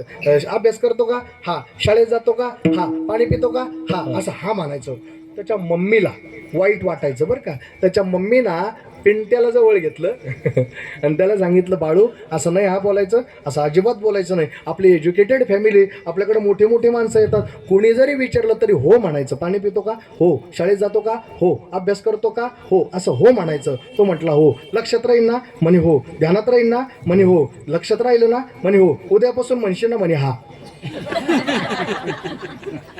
वातावरणाचा परिणाम बरोबर आहे की नाही. कसा होतो बघा. जसं वातावरण तसं. ते आपल्याकडे सातारा नावाचं गाव आहे, खंडोबाचं. आम्ही सटीच्या वेळेला माझे 2-3 मित्र आले, ते म्हणले महाराज चालता का साताऱ्याला खंडोबाचं देवस्थान. मला वाटलं बरं आहे, जात जाता वाघचौरी महाराजाच्या घराकडून तसंच बायपासनं जाता येतं. आम्ही कुणाल महाराज 2-4 महाराज लोक आम्ही साताऱ्याला गेलो. सटीची यात्रा, सटीची यात्रा कशाची आता झाली नाही का, सटीची यात्रा, खंडोबाची तळी भरायची यात्रा. आणि मग ते आम्ही तिथं गेलो. आता तिथं सगळे ते पैठणला जसे आपले वारकऱ्याचे फडा असतात ना, तिथं वाघ्या मुरळीचे फडा असतात. तुम्ही कधी गेले ना तर तुम्ही बघा. दर्शन बारीला लागून असं गेले की पलीकडे सेड आहे, आता पाडला तो, नवीन बांधकाम चालू आहे, असं पत्र सेड. आणि तिथं मग ते असे इतक्या जाग्यामध्ये, आणि त्यांचं ते मांडलेलं सगळं पूजा खंडोबाचे फडा असतात ज्याचे त्याचे वाघ्या मुरळीचे. आता आम्ही दर्शन बारीला लागून शिस्तीत दर्शन घेतलं. आता आम्ही तिथं खंडोबाचीच जत्रा ती, तर वाघ्या मुरळीचा भरणा, ते गातातले भारी महाराज, मला लय आवडते, लय भारी गातात ते लोक. आपली पट्टी संपत्ती, तिथून पुढे त्यांची पट्टी चालू होती. बरोबर की नाही, कारण आपला 11ला संपत, तेच 11ला चालू होतं. आपला काकडा तर त्याची आरती. गेला मल्हारी रुसून लाल घोड्यावर बसून, गेला मल्हारी रुसून लाल घोड्यावर बसून, गेला बानूच्या घराला मी लग्नाची असून. हे बोललो मी ऐकलं तिथं की लोक जागरण करायला बोलवते ना आपल्याला. ते बरं आहे, नंदू वाजेतून महाराज गाते. बोलायची गरज आहे बाकीच्या लोकांना. तर आम्ही तिथं गेलो सगळे, आम्ही सगळे चांगले म्हणून गेलो, पण आमच्यातल्या एका महाराजावर त्याचा परिणाम झाला. हा, ते वाघ्या मुरळी म्हणलं, अंगात येणाऱ्या मंडळीचा भरणा, ते अंगात येणारे सगळे लोक पाहिले. आणि आमच्या एका महाराजानं जी सुरुवात केली म्हणसा, मला वाटलं बिघडलंय आता. त्याला हाताला धरलं, बाहेर ओढलं. महाराज केवढं मोठं, आपण वारकरी संप्रदायाची माणसं, अंगावर धोतर शर्ट, तुम्ही असं करता. ते म्हणले खरं सांगू का, आपल्या काही अंगात नाही, काही नाही. म्हटलं मग असं का करता. त्यांनी सांगलं ते लोक करू लागले ना, मला वाटलं हो द्यायच्या एकदा. कशाचा परिणाम आहे, वातावरणाचा. वातावरणाचा परिणाम महाराज. एअर विमान रडत नाही, एअर विमान रडत नाही बरं का. पण प्रामाणिकपणे सांगा, प्रेत यात्रा जर निघाली, बरोबर आहे, प्रेत यात्रा जर निघाली आणि शेजारून जर लोक प्रेत यात्रेतले रडायला लागले, साहजिकच आपल्या डोळ्यात पाणी येतं का नाही. कशामुळे, आपल्या नात्यातला आहे का तो, तरी सुद्धा डोळ्यात पाणी येतं. वातावरणाचा परिणाम. अजून सांगतो मी तुम्हाला, बघा एअर विमान नाचत नाही बरं का, पण वरातीत जर गेले आणि त्यांना जर नवीन पोपट्याचं गाणं लावलं, 4-4 माणसाला आवरत नाही महाराज. देव बाप्पा हाक मारतात, आता सावधान घटिका संपूर्ण आली भरून. अरे आनंदावर देवाला नाचणारे म्हणते लग्न काय परत परत होतं का, वाजव रे वन्स मोर. कशाचा परिणाम आहे, वातावरणाचा परिणाम. तुम्हाला सांगतो मी, एक जावई ना बरं का, एक जावई आला महाराज. त्यात नेमकंच लग्न झालेलं, 2-4 महिने झाले लग्नाला आणि मग तो लग्न झाल्यावर तो 2-4 महिन्यानं त्याचं काही काम असेल शहरात आला जावयानं ते आता बॅगी बिगी बेल्ट खिशाला 2-2 पेन बेल्ट लावलेला आणि तो असा जावई तो दरवाजा उघडला मामीना सासूला एवढा आनंद झाला जावई येणार असा निरोप होता मग ते घरात मग सासूबाईनं चहा पाणी केलं जावयाला चहा पाणी दिलं सासूलाही आनंद झाला आणि नेमका सासरा मुंबईला गेलेला होता आणि सासऱ्याला माहिती होतं की जावई येणार आहे पण मग पत्रात असं लिहिलं होतं की 2 दिवस जावई बापूल म्हणा मुक्कामच करा मी येणार आहे मग पत्र लिहिलं सासऱ्यानं तिकून मुंबईची तार आली पोस्टमन आला सासूबाईनं जावायला चहा केली पोस्टमननं ते बेल वाजवली सासूबाई आल्या सासूबाईनं शिंदे साहेब ते पत्र हातात घेतलं सासूबाईला वाटलं तर एवढा मोठा आपला शिकलेला जावई 2-2 पेन त्याच्या खिशाला आपण कसं काय वाचव पत्र कोणाचं एवढं ध्यानात ठेव पत्र कोणाचं म्हणजे हिच्या नवऱ्याचं बरोबर आहे आणि हिनं विचार केला की मी कसं काय पत्र वाचू एवढं मोठं जावई बसला जावायच्या हातात पत्र दिलं ते पत्र जावायच्या हातात देणं आणि जावायला रडायला सुरुवात करणं सांगत पत्र कोणाचं आहे हिच्या नवऱ्याचं बरोबर आहे पत्र हातात पडलं महाराज आणि जावायनं जसं रडायला सुरुवात केली मामीला वाटलं तर ते काहीतरी बरं वाईट तिनं पहिले तर कपाळाचं कुंकू पुसलं हातातल्या बांगड्या फोडल्या आणि सासूबाईनं जे रडायला सुरुवात केली सासूचा अवतार पाहिला सुना किचन मध्ये होत्या पळत आल्या सासूला पाहिलं सुना थोडी दम खाते महाराज सुनाना रडायला सुरुवात केली सुना रडायला लागल्या गल्लीतले गावातले लोक सगळे जमा झाले भारा त्याचे नवरे आले त्या पोरीचे या बाईचे पोरं आले आणि ते पाहिलं महाराज वातावरण आईना कुकू पुसलं बायका रडा पोरांना रडायला सुरुवात केली गल्लीत अंगणात गावात सगळीकडं लोक काही सेपरेट असतात कामाला गावातले त्यांना सांगायची गरज नसते एक जण गेला त्यांना बांबू आणलं कोण सुतळे आणतं कोण बांबू आणतं कोण मडका आणतं एका जणांना तर पाणीच ठेवलं पाणी तापायला ठेवलं तेवढ्यामध्ये सगळीकडं गर्दी लोक रडू लागले हा ऐका आणि मग एक जण हुशार गाडीतून उतरला आणि त्यानं विचारलं का रे रडता कोण मेलं ते म्हणले व अंगणातले रडते म्हणून आम्ही रडतो अंगणातल्याला विचारलं तुम्ही का रडता त्याला वट्ट्यावरचे रडते म्हणून आम्ही रडतो वट्ट्यावरच्याला विचारलं तुम्ही का रडता घरातले रडते म्हणून आम्ही रडतो पोराला विचारलं तुम्ही का रडता आमच्या बायका रडते म्हणून आम्ही रडतो त्यांना विचारलं सुरबाई अगं तू तरी का रडते सासूकडे पहा ना म्हटले म्हणून आम्ही रडतो सासूबाईला विचारलं आत्या तू तरी का रडते म्हणले का रडते म्हणजे जावायच्या हातात पत्र आहे जावाई रडायला लागला आणि पत्र मालकाचं आहे म्हणून रडते जावायला विचारलं भल्याग्रस्त अरे तू तरी का रडतो त्यानं सांगितलं खरं सांगू का मी खोटी टीशी दिली होती मी काही शिकेल नाही आपल्याला पत्रच वाचता येत बरं आहे का आता विठ्ठल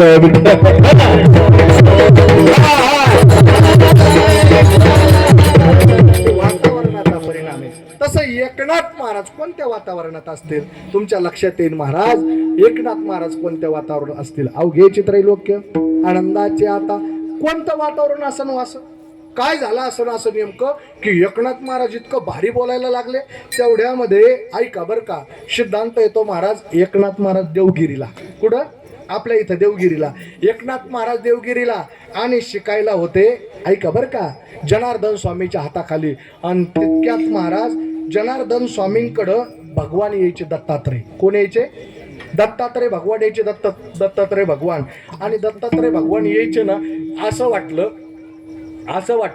कदाचित दत्त भगवंताची आपल्याला भेट व्हावी बरं का असं अंतकरणात पण दत्त भगवान मूर्तिमंत येत नव्हते एक दिवसाचा प्रसंग आहे देवगिरीवरती दत्त भगवान आले जनार्दन स्वामींना भेटण्याकरता पण रूप घेतलं महाराज काकी जोळी पुढे श्वान हातामध्ये गळ्यामध्ये म्हणजे बगलेमध्ये झोळी आणि सोबत 2-3 कुत्रे आणि ते 2-4 कुत्रे आणि ते मळालेलं सगळं शिळे पाके कुटके मागून आणलेले आणि कुत्र्यासोबत ते एक दत्त भगवान आले पण ते अज्ञानाची बुद्धी असल्यामुळं नाथबाबाला काही लक्षात आलं नाही आणि मग ते सगळं स्वरूप पाहिलं महाराज तेवढ्यामध्ये ते दत्त भगवान आले दत्त भगवान त्यांच्यासोबत 2-4 कुत्रे बगलामध्ये झोळी आणि माखलेलं शरीर भिकाऱ्याच्या वेशात दत्त भगवान जनार्दन स्वामींना पाहिलं जनार्दन स्वामींना एवढा आनंद झाला महाराज आणि जनार्दन स्वामींनी एवढी कडकडून मिठी मारली कुणाला भिकाऱ्याच्या वेशात आलेल्या दत्त भगवंताला आणि ते एकनाथ महाराजला काही पटलं नाही एकनाथ महाराज म्हणतात आपले श्रीगुरु एवढे ज्ञानी आणि अशा भिकाऱ्याला आलिंगन देतात पण आपले गुरु बा आपण काय बोलणार आहे हे तितक्यावर थांबले नाही मग एका झाडाखाली बसले मग तिथं झाडाखाली बसल्यानंतर ऐका बरं का, एक असं झाडाचं पान तोडलं, त्याचं द्रोण केलं, झाडाच्या पानाचं द्रोण केलं, आणि सोबत जे कुत्रे होते ना त्यापैकी एका कुत्रीचं दूध पिळलं, त्याच्यात दूध, तुम्ही आहेत ना कीर्तनात, पानाचं द्रोण केलं, त्या द्रोणामध्ये कुत्रीचं दूध पिळलं आणि मागून आणलेले कुटके त्याच्यात काढले आणि त्याचा काला केला काला, आणि हे दोघ जण खाऊ लागले. कोण कोण? दत्त भगवान आणि जनार्दन स्वामी. हे पाहिलं ना, आता तर एकनाथ महाराजांना उलट्या सुरू झाल्या. एकनाथ महाराज म्हणतात, आपले श्रीगुरु एवढे मोठे, कसला गाच्या प्रकारे असलं खातात का कुठं, कुत्रीच्या दुधातलं? पण आपण काय बोलणार बुवा? पण ऐका बरं का, जनार्दन स्वामींना एकनाथ महाराजाच्या उद्धाराची तळमळ असल्यामुळं बरं का, एकनाथ महाराजांकडे पाहायला लागले आणि एकनाथ महाराजाला सांगितलं, नाथा एखादा घास प्रसाद म्हणून खाता का? नाथ बाबा म्हणले, तुमचा तुम्हीच खा, आपल्याला अजिबात लागत नाही, लागतच नाही आपल्याला, तुमचा तुम्हीच खा. पण तुम्हाला सांगू का, एकनाथ महाराज घास खायला तयार नाही, पण जनार्दन स्वामींची इच्छा आहे की यांना मी घास खाऊ घालावा, यथार्थ ज्ञानाचं स्वरूप व्हावं. एकनाथ महाराज खायला तयार नाही. आजारी पडलेलं लेकरू ना महाराज, ते औषध घेत नाही. मग ती आई काय करते, त्याला बळजबरी धरती तरी ते घेत नाही. मग शेवटी ती दोन्ही पायाच्या मिठीत दाबती, हातानं मोठं तोंड करते, बरोबर की नाही, त्या चमच्यामध्ये गोळी फोडते, तिच्या स्वतःचं दूध पिळते आणि त्याच्या नळड्यात कोणती घे मेल्या. तुला कळत नाही पण मला कळत ना, तू किती जरी रडला तरी औषध खाल्ल्याशिवाय तब्येत बरी होणार नाही. लेकरू खात नाही पण आई बळजबरी त्याला खाऊ घातल्याशिवाय राहत नाही. तसं जनार्दन स्वामींना एकनाथ महाराजाच्या उद्धाराची तळमळ, बळजबरी ओढलं एकनाथ महाराजांना, आणि त्या द्रोणातला कुत्रीच्या दुधातला एक घास बळजबरी तोंडात घातला. बसलेले लोक ऐका, एका घासाचा परिणाम लख असा प्रकाश पडला महाराज. हा, लख असा प्रकाश पडला, आणि जे दत्त भगवान भिकाऱ्याच्या वेशात दिसत होते ते आता मूर्तिमंत, ऐका बर का, मूर्तिमंत स्वरूपात दिसले. 3 शिरे 6 हात तया माझे दंडवत. कुत्रीचं दूध पिळलं ते आता कामधेनू गाई दिसायला लागली.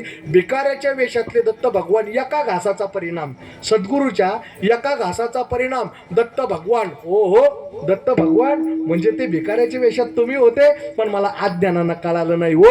आणि मग दत्त भगवंताच्या चरणावर मस्तक टेकवलं.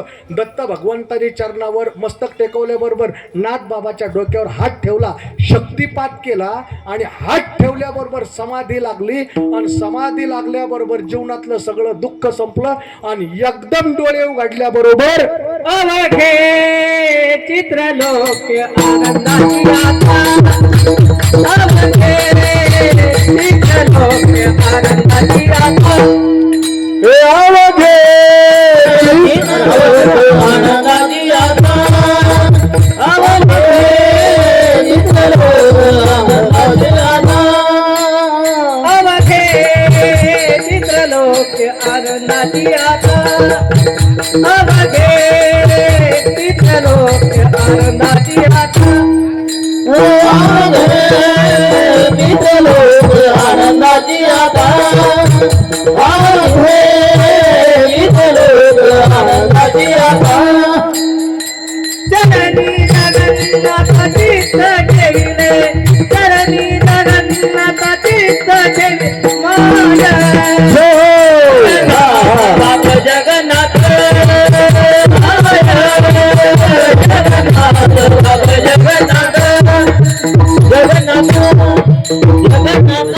अभंगाच्या पहिल्या चरणामध्ये आपण आलो.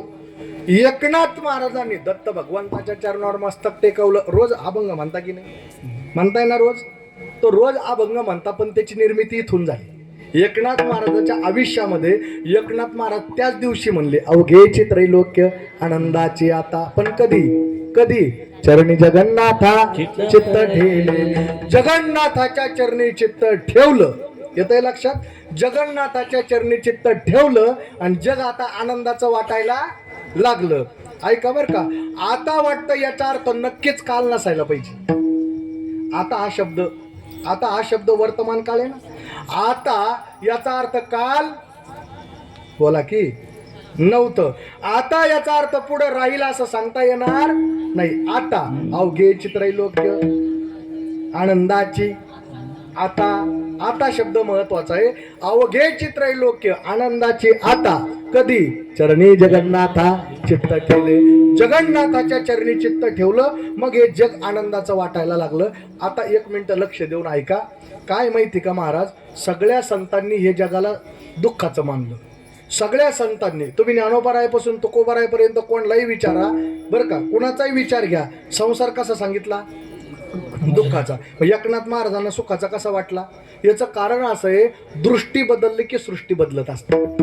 जग आजही आनंदाचं आहे, जग कालही आनंदाचं होतं, आपली दृष्टी आनंदाची नव्हती. येतंय लक्षात? दृष्टी जशी असते सृष्टी कशी दिसते तशी दिसते. उदाहरण तुम्हाला सांगतो, एकनाथ महाराजाला विचारलं, एकनाथ महाराज आता तुम्हाला दुःख नाही का? दुःख ते कैसे नाही स्वप्नाशी, मुक्ती मुक्ती झाल्या का मारी दाशी, हरी त्याचे वर्म तू आम्हा पासी. त्याचं वर्म आम्हाला कळालं. अरे जागृतीत तर सोडा, पण स्वप्नात सुद्धा आता दुःख नाही.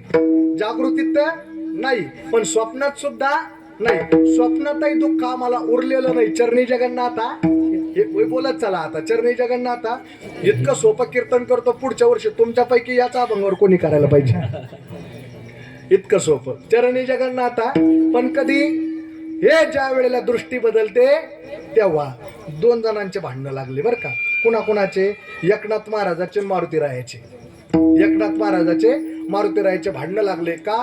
कारण भावार्थ रामायण कोणी सांगितलं? एकनाथ महाराजांनी. आणि जिथं जिथं महाराज रामायण असताना तिथं तिथं मारुतीराय येत असतात, कारण त्यांना वरदान येते, आइये हनुमंतजी विराजिये कथा मे. आणि मग जिथं रामायण तिथं हनुमंतराय. आज चिरंजीव आहे ना मारुतीराया, गावाचा रक्षक कोण आहे? मारुतीराया. मग जिथं रामायण आहे तिथं त्यांना बोलवावं लागत नाही, मारुतीराया आपोआपच पळत जातात. आणि नेमकं सांगत होते कोण? एकनाथ महाराज रामायण सांगायचे. आणि कोण आलं तिथं? मारुतीराय आले. आणि एकनाथ महाराज असं लिहित होते बरं का रामायणामध्ये, की अशोकवनातले फुलं, अशोकवनातले फुलं हे पांढरी होते. अशोकवनातलं वर्णन चाललं होतं. सीतेमय्याला जे राक्षसी राखण होते तिचं नाव त्रिजटा होती. सीतामय्या तिथं एवढे दिवस होते आणि त्या वनातले फुलं पांढरे होते. काय लिहिलं? पांढरे होते म्हणल्याबरोबर मारुतीरायानं जय श्रीराम. अरे तुम्ही आलात मारुतीराया, वा वा वा वा, बसा बसा. बसणार नाही, चुकीचं लिहू नका. अरे चुकीचं कसं काय लिहू नका? माझा राम मला बुद्धी देतो तेव्हा लिहितो ना. मला कोण बुद्धी देतं? एकनाथ महाराज म्हणते मला रामायण लिहायचं, रामानं सांगितलं ना, मग राम बुद्धी देतो तसं लिहितो. माझ्या स्मृतीमध्ये असं आहे की अशोक वनातले फुलं पांढरे होते. मारुतीराया म्हणते पहिली गोष्ट, एकनाथ महाराज आपल्याला मारुती म्हणतात. आपल्याला कोण म्हणतात? आपल्या हातात गदा पाहिली तुम्ही? आपलं ऐकता का तुम्ही? मी म्हणतोय ना तुम्हाला, पांढरे होते लिहा, म्हणजे लाल होते. मारुतीराय म्हणले लाल होते लिहा. एकनाथ महाराज म्हणतात निश्चित भांडणं झाले तरी चालन, पण मी लाल लिहिणार नाही, कारण माझ्या स्मृतीमध्ये रामानं मला जशी बुद्धी दिली तर फुलं कसे पांढरे. एकटं मारुतीराय म्हणतात पहिली गोष्ट तुम्ही घटनास्थळी नव्हते, कारण रामही नव्हते म्हटले, देवालाच माहिती नव्हतं. कोण बोललं? कारण लंकेत सगळ्यात आधी कोण गेलं? हनुमंतराया. राम सुद्धा गेले नाही. हनुमंतरायाला कॉलरवर केली म्हणले जरा एकनाथ महाराज सांभाळून. राम सुद्धा गेले नव्हते, हा पठ्ठ्या गेलता म्हणले पहिले तिथं. अशोकवनात पहिले फुलं मी पाहिले, लिहा. काय? तांबडे होते. तांबडे नव्हते म्हणले, लालही नव्हते, पांढरे होते. दोघांचे लागले भांडणं महाराज. भांडणामध्ये निष्कर्ष असा ठरला, एक काम करू, घटनास्थळी जाऊ पंचनामा करायला. कुठं? अशोकवनामध्ये. तिथं जाऊन मग ठरवू. आणि महाराज मग आता ते काय पेट्रोल लागेल का मारुतीरायाला? कडेवर घेतलं आणि उड्डाण केली जय श्रीराम की कुठं? अशोकवनामध्ये. बघले धरलं एकनाथ महाराजाला मारुतीरायाना. अशोकवनात गेले. आता अहंकार मारुतीरायाला वाटलं मी म्हणतो ते खरंय, मी म्हणतो ते खरंय, मीच गेलो होतो, रामाला तरी काय माहितीये, तिथं मला माहितीये फुलं लाल होते. फुलं कोणते होते? लाल होते. आणि आता 100% एकनाथ महाराज हारणार. आता 100% एकनाथ महाराजाला हार मानावं लागणार. आनंदात आहे. आणि स्वारी गेली महाराज कुठं? अशोकवनात. अशोकवनात गेले आणि त्या वनात टेकवलं आणि झाडाकडे बोट केलं. म्हणले मारुतीराय म्हणले पहा फुलं कोणते? एकनाथ महाराज म्हणले जरा चष्मा लावून तुम्हीच पहा एकदा. पहा एकदा पहा. आणि पाहिले ना महाराज तर फुलं खरंच पांढरीच होते. कसे होते? पांढरेच होते. एकनाथ महाराज म्हणले आता खरं कोणाचं? मारुतीरायानं हात जोडलं, चुकलं हो एकनाथ महाराज माझं, पण खरं सांगू का, माझ्या रामाची शपथ. कोण बोललं? माझ्या रामाची शपथ मी तुम्हाला सांगतो, मी जेव्हा पाहिले ना आज पांढरे, पण मी जेव्हा पाहिले तेव्हा खरंच लाल होते. एकनाथ महाराज म्हणले खरं सांगू का मारुतीराया, तुम्ही म्हणता ते खरंय आणि मी म्हणतो ते सुद्धा खरंय. फरक एवढा आहे, तेव्हा दृष्टी तुमची तशी होती. म्हणले कस काय तशी होती, मी सांगतो ना. अरे रावणानं सीता पळून नेली त्यावेळेला तुमच्या डोक्यात राग होता. राग काय होता? राग. आणि रागीट माणूस रागात जर उतरला ना तर त्याच्या डोळ्यात रक्त उतरते.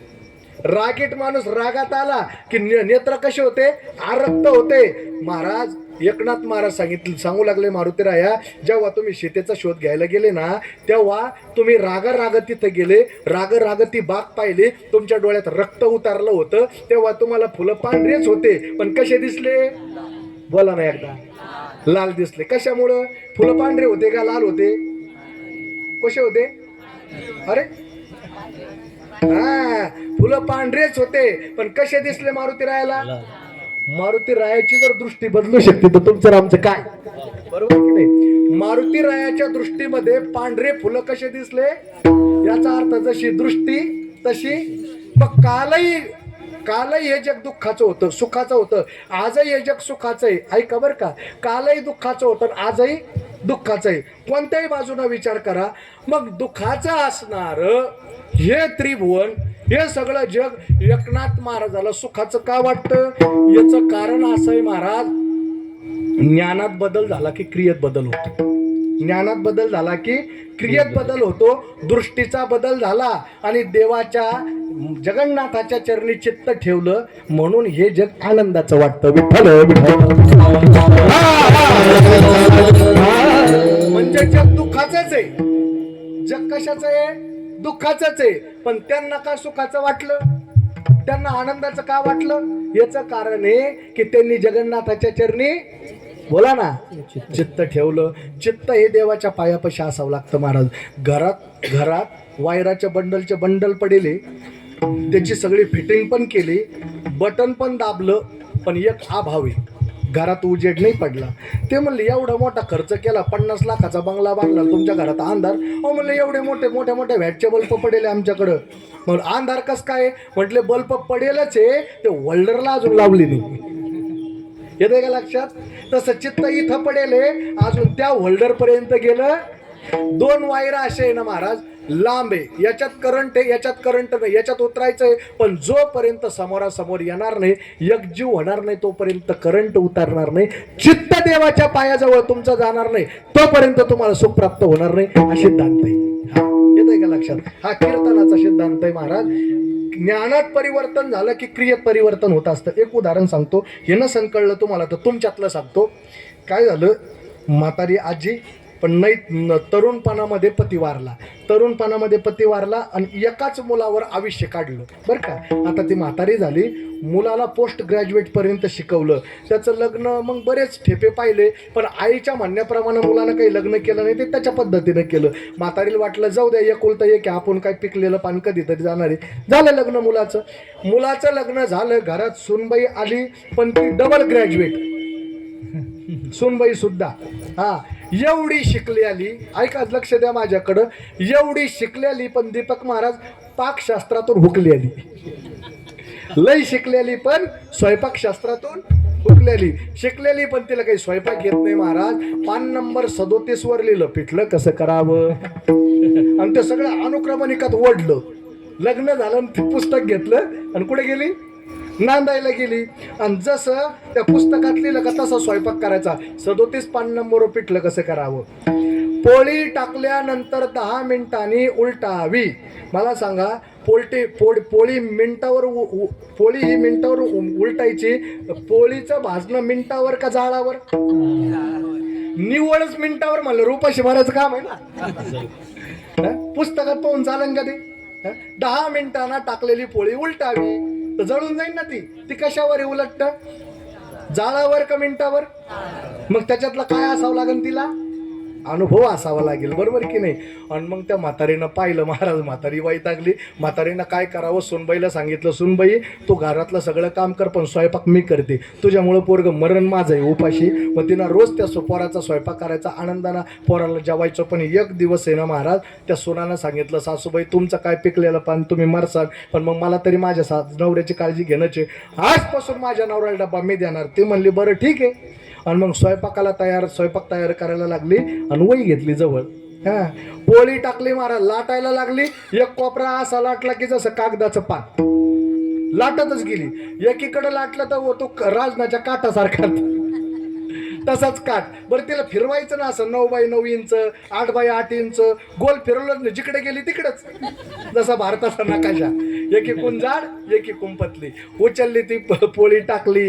हा, म्हातारीनं पाहिलं पोरगं मरतय गाड्या माझा आता. पण म्हातारी म्हणल्या तर त्याच्याच आवडीनं आणली तर आपण काय करावं. आणि मग ते स्वयंपाक झाला महाराज. 2 पोळ्या कशा तरी केल्या, डब्यात टिफिनमध्ये टाकला डबा, तो दिला. तो ड्युटीला गेला. दुपारचा भोंगा वाजला, तो बाहेर आला जेवायला आणि टिफिन उघडला आणि तो जळालेल्या पोळ्या पाहिला. एवढा राग आला म्हातारीला, अक्कल नाही, एवढी वय झालं, थेरडी माझं मजा करते, माझे साहेब लोक एवढे मोठे बसले, आज ते मला देतात मी त्यांना देतो, हे अशा पोळ्या अपमान करते. म्हातारपणी माझा लाज वाटत नाही तिला. ती कसं तरी पोळी त्यांना खाल्ली. राग एवढा अनावर झाला आईबद्दल. आणि मग तो डबा लावला, 5चा भोंगा वाजला आणि गाडीवर बसला, डायरेक्ट घरी डबा फेकला. आईला सांगितलं, आई अक्कल नाही तुला, लाज नाही वाटत तुला, एवढी मोठी झाली, इतकं वय झालं तुझं, मला माझं साहेब लोक देखत अपमान करते, कशा पोळ्या केल्या. म्हातारीला वाटलं बोलू द्या, शेवटी निकाल आपल्याच बाजून लागणार आहे. लाज वाटत नाही, एवढं मोठं इतकं वय झालं तुझं, अशा पोळ्या केल्या, साहेब लोकात आप गेली, माझी चव घातली सगळी. त्यानं तिनं विचारलं काय झालं बाळा, काय झालं म्हणजे, कशा पोळ्या केल्या तू. अरे बाळा पोळ्या मी केल्या नाही. तू केल्या नाही म्हणजे कोणी केल्या, तू केले नाही म्हणजे मग मी ज्या अर्थी केले नाही. आज याच्या अगोदर तू जन्माला आला आजपर्यंत तुला कधी खराब डबा मिळाला, खराब याच्या आधी मिळाला नाही, आजच कसा दिला, अपमान केला साहेब लोक देखत. अरे शांत हो. म्हातारीला वाटलं ब्लड प्रेशरचं पेशंट आहे, जास्त वाढलं तर पुन्हा अटॅक येण्याची शक्यता आहे. मग म्हातारीनं त्याला लो करण्यासाठी म्हातारीने सांगितलं, बाळा खरं सांगू का, याच्या अगोदर कधी झालंय का, पण आज का तसं केलं, माझा अपमान झाला. त्यानं सांगितलं, बाळा आज मी नाही स्वयंपाक केला, मग कुणी केला. अरे तुला एवढं डोकं नाही का, मी केला नाही, पर्यायी बाई माणूस आपल्या घरात कोण आहे, तुझी बायको आहे, कुणी केला, बायकोनं केला, मग माझ्या बायकोनं केला का, चालायचंच. मग काय होतं त्याला, चालूच असतं स्वयंपाकाचं, काहीतरी होतच असतं, जळतच असतं. ज्ञानात परिवर्तन झालं की क्रियेत परिवर्तन होतं महाराज. आता आलं लक्षात कीर्तन, ज्ञानात परिवर्तन तर क्रियेत परिवर्तन. तसं आहे महाराज, दृष्टीत भेद आहे, दृष्टीछेद आहे, आणि त्या दृष्टीमध्ये देवाकडे पाहताना तुमचा अनुभव काय, तुम्ही कशा पद्धतीनं पाहता, तुमची दृष्टी कशी आहे, याच्यावर सगळं अवलंबून आहे. म्हणून चित्त त्याच्या पायी ठेवलं, ऐका बरं का, चित्त त्याच्या पायी ठेवलं ना महाराज की मग चरणी जगन्नाथा चित्त ठेली अवघी चित्रिलोक्य आनंदाची. आता ती दृष्टी गेली महाराज, भ्रांती हे समूळ गेली, बोध दिला मज सांगाते, मार्ग दाविला नीट, बोध दिला मज सांगाते, मार्ग दाविला नीट, मार्ग सांगाते. हा भ्रांती समूळ गेली, दिसू लागली वाट, भ्रांती समूळ गेली, दिसू लागली वाट, भ्रांती समूळ गेली. वाचत प्रेम छंद चालू लागलो सपाट, नाचत प्रेम जाते,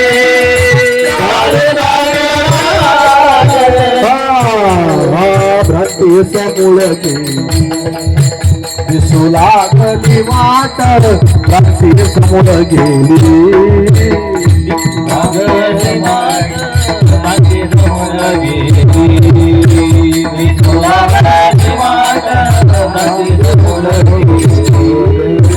एका जनार्दनी पावलो पंढरी पेठ. येतंय लक्षात, एका जनार्दनी पावलो, बोला ना, असं नाही का, चुकलं नाही ना, सांगा ना.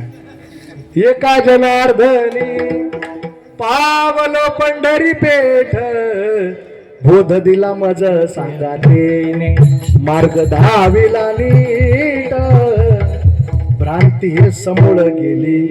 आता आता बर का दिसू लागली वाट आणि वाट दिसू लागली ना महाराज नाचत प्रेम छंदे चालू लागलो सपाट आणि चालता चालता आता पावलो पंढरीची पेठ पावण्याकरता बर का भ्रांती जाऊ लागते शिंदे साहेब. आता ती भ्रांती गेली बर का, भ्रांती ही समूळ गेली. आता भ्रांती गेली कधी चरणी जगन्नाथा चित्ता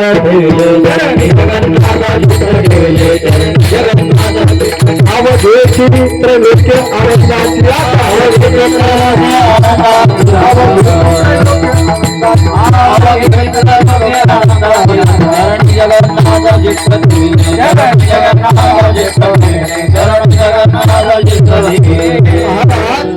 हे सगळं खरंय, पण मग भ्रांती हे समूळ गेली दिसू लागली वाटण हे करण्याकरता तुम्ही तुमचं चित्त कुठं ठेवलं?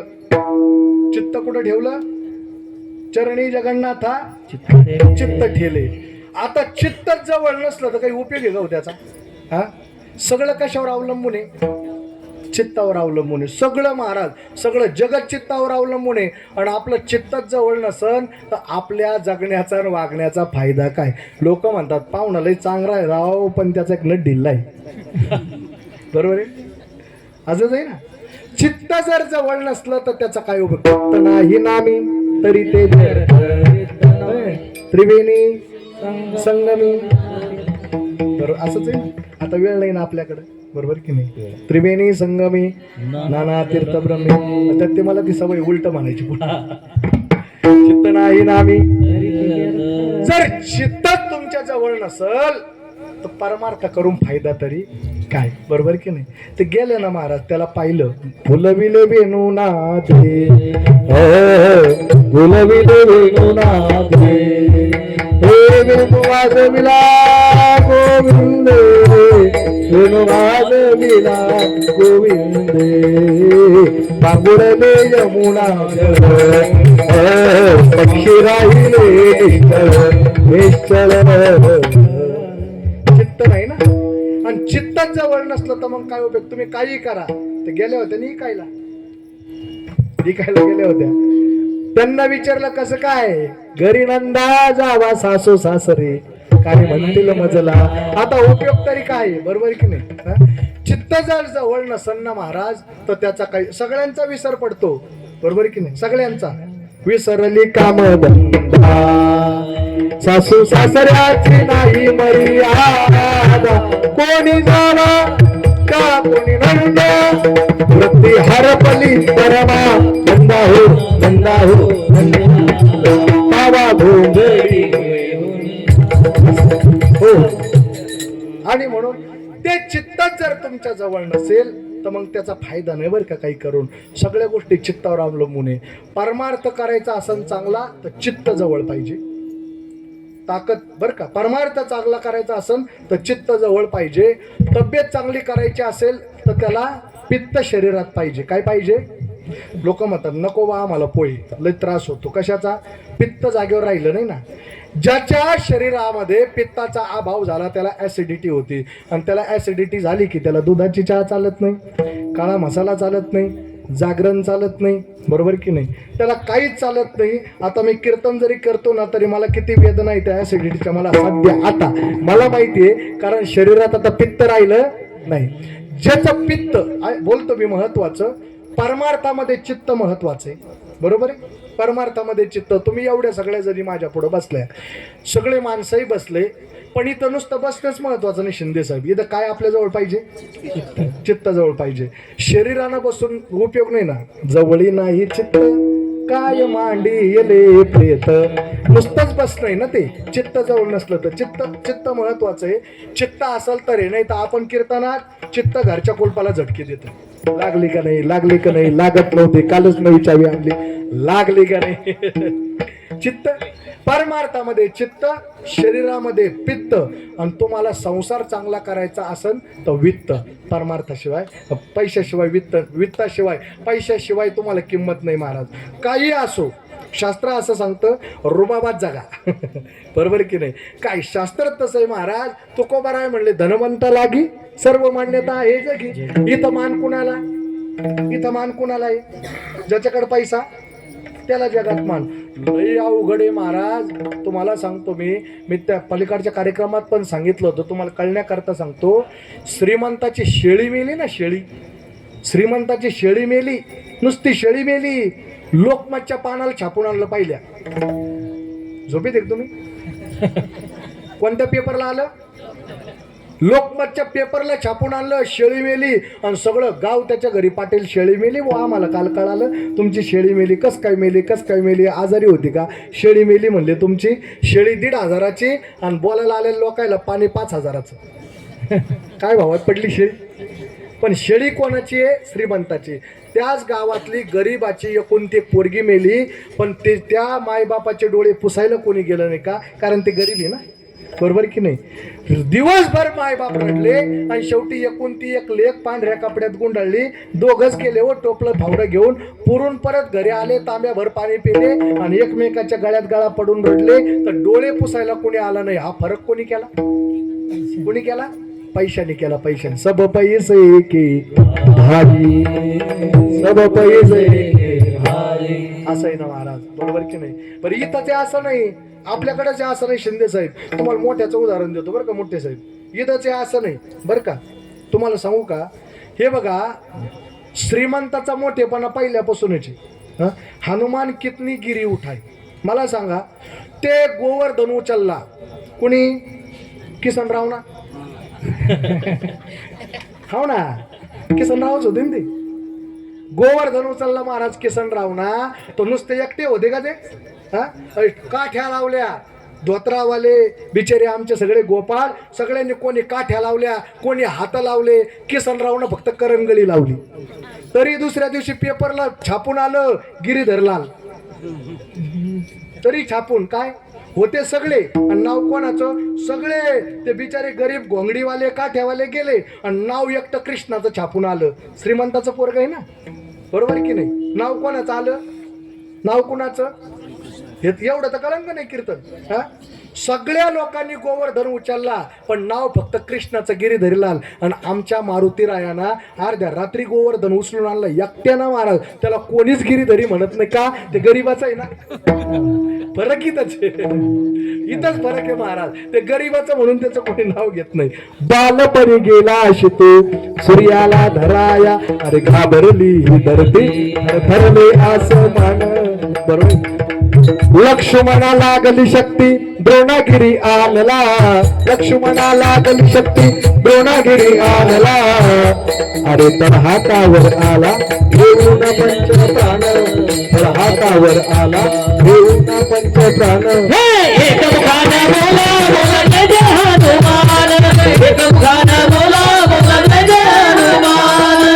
हे अंजनीच्या सुता, तुला रामाचं वरदान.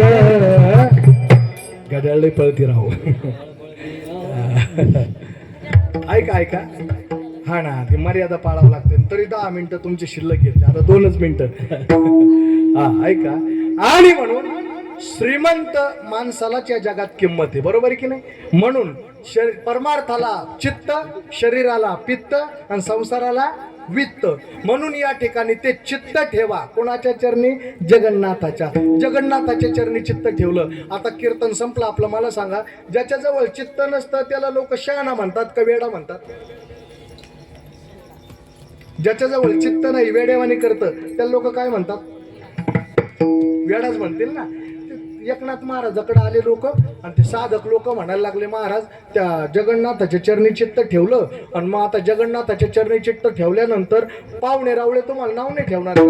महाराज म्हणतात, अरे पाहुणे रावळे काय, माझा माय बापच त्याला बोलून टाकला. माय जगन्नाथ बाप जगन्नाथ, माय जगन्नाथ बाप.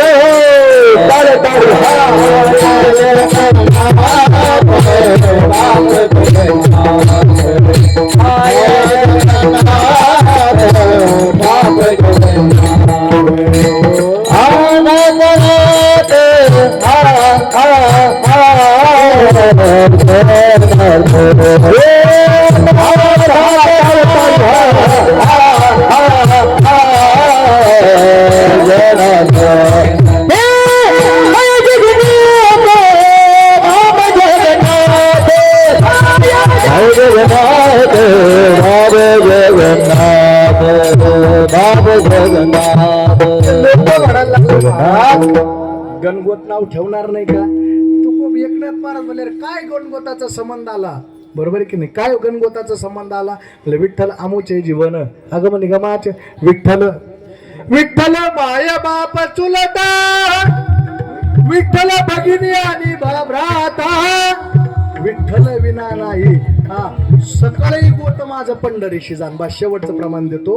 विठ्ठल माय बाप चुलता विठ्ठल बहीण आणि भ्राता सकळही गोत माझं पंढरीशी जाण. बाप रकुमादेवीवरू श्री विठ्ठलाचे आण. तुम्ही सगळे प्रमाण पहा. महाराज म्हणतात मी सगळंच त्याला मानलं. माझा माय तरी तो बाप तरी तो. बरोबर आहे की नाही? या जगातला माझाच नाही महाराज अनाथ जे आहेत ना त्याला सनात करतो हा सुद्धा तो जगन्नाथ आहे. माय जगन्नाथ बाप जगन्नाथ अनाथाचा नाथ जनार्दनी. महाराजांना विचारलं बरं महाराज ठीक आहे पण तो नेमका कसा आहे? एका जनार्दनी एक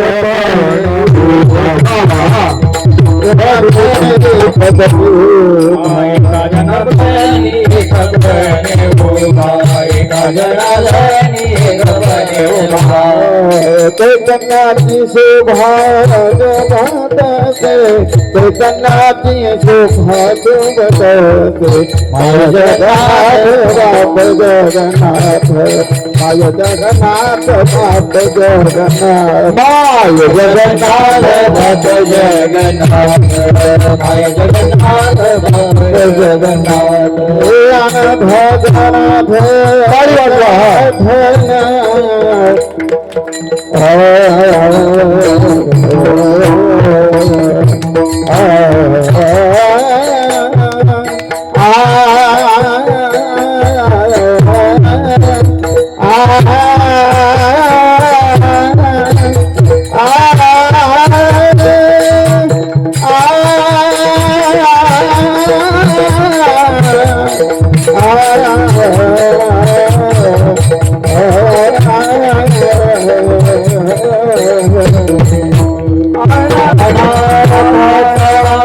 जगन्नाथ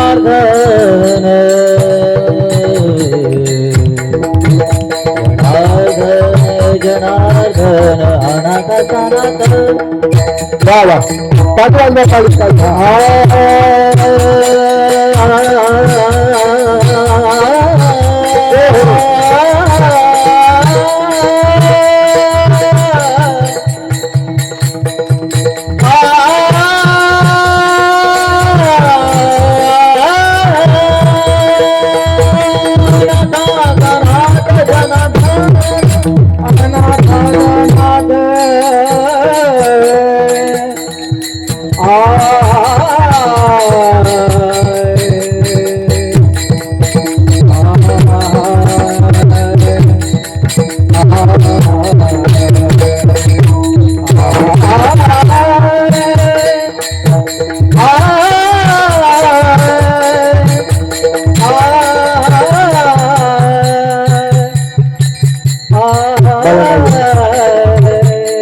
साधा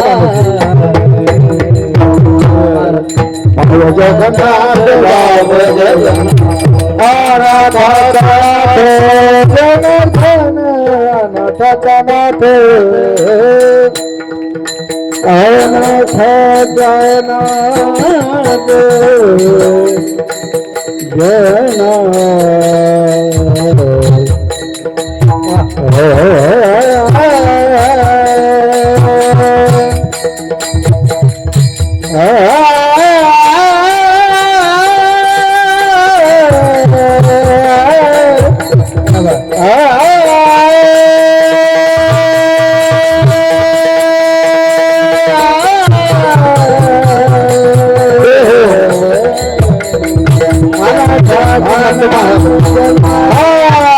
माय जगन्नाथ बाप जगन्नाथ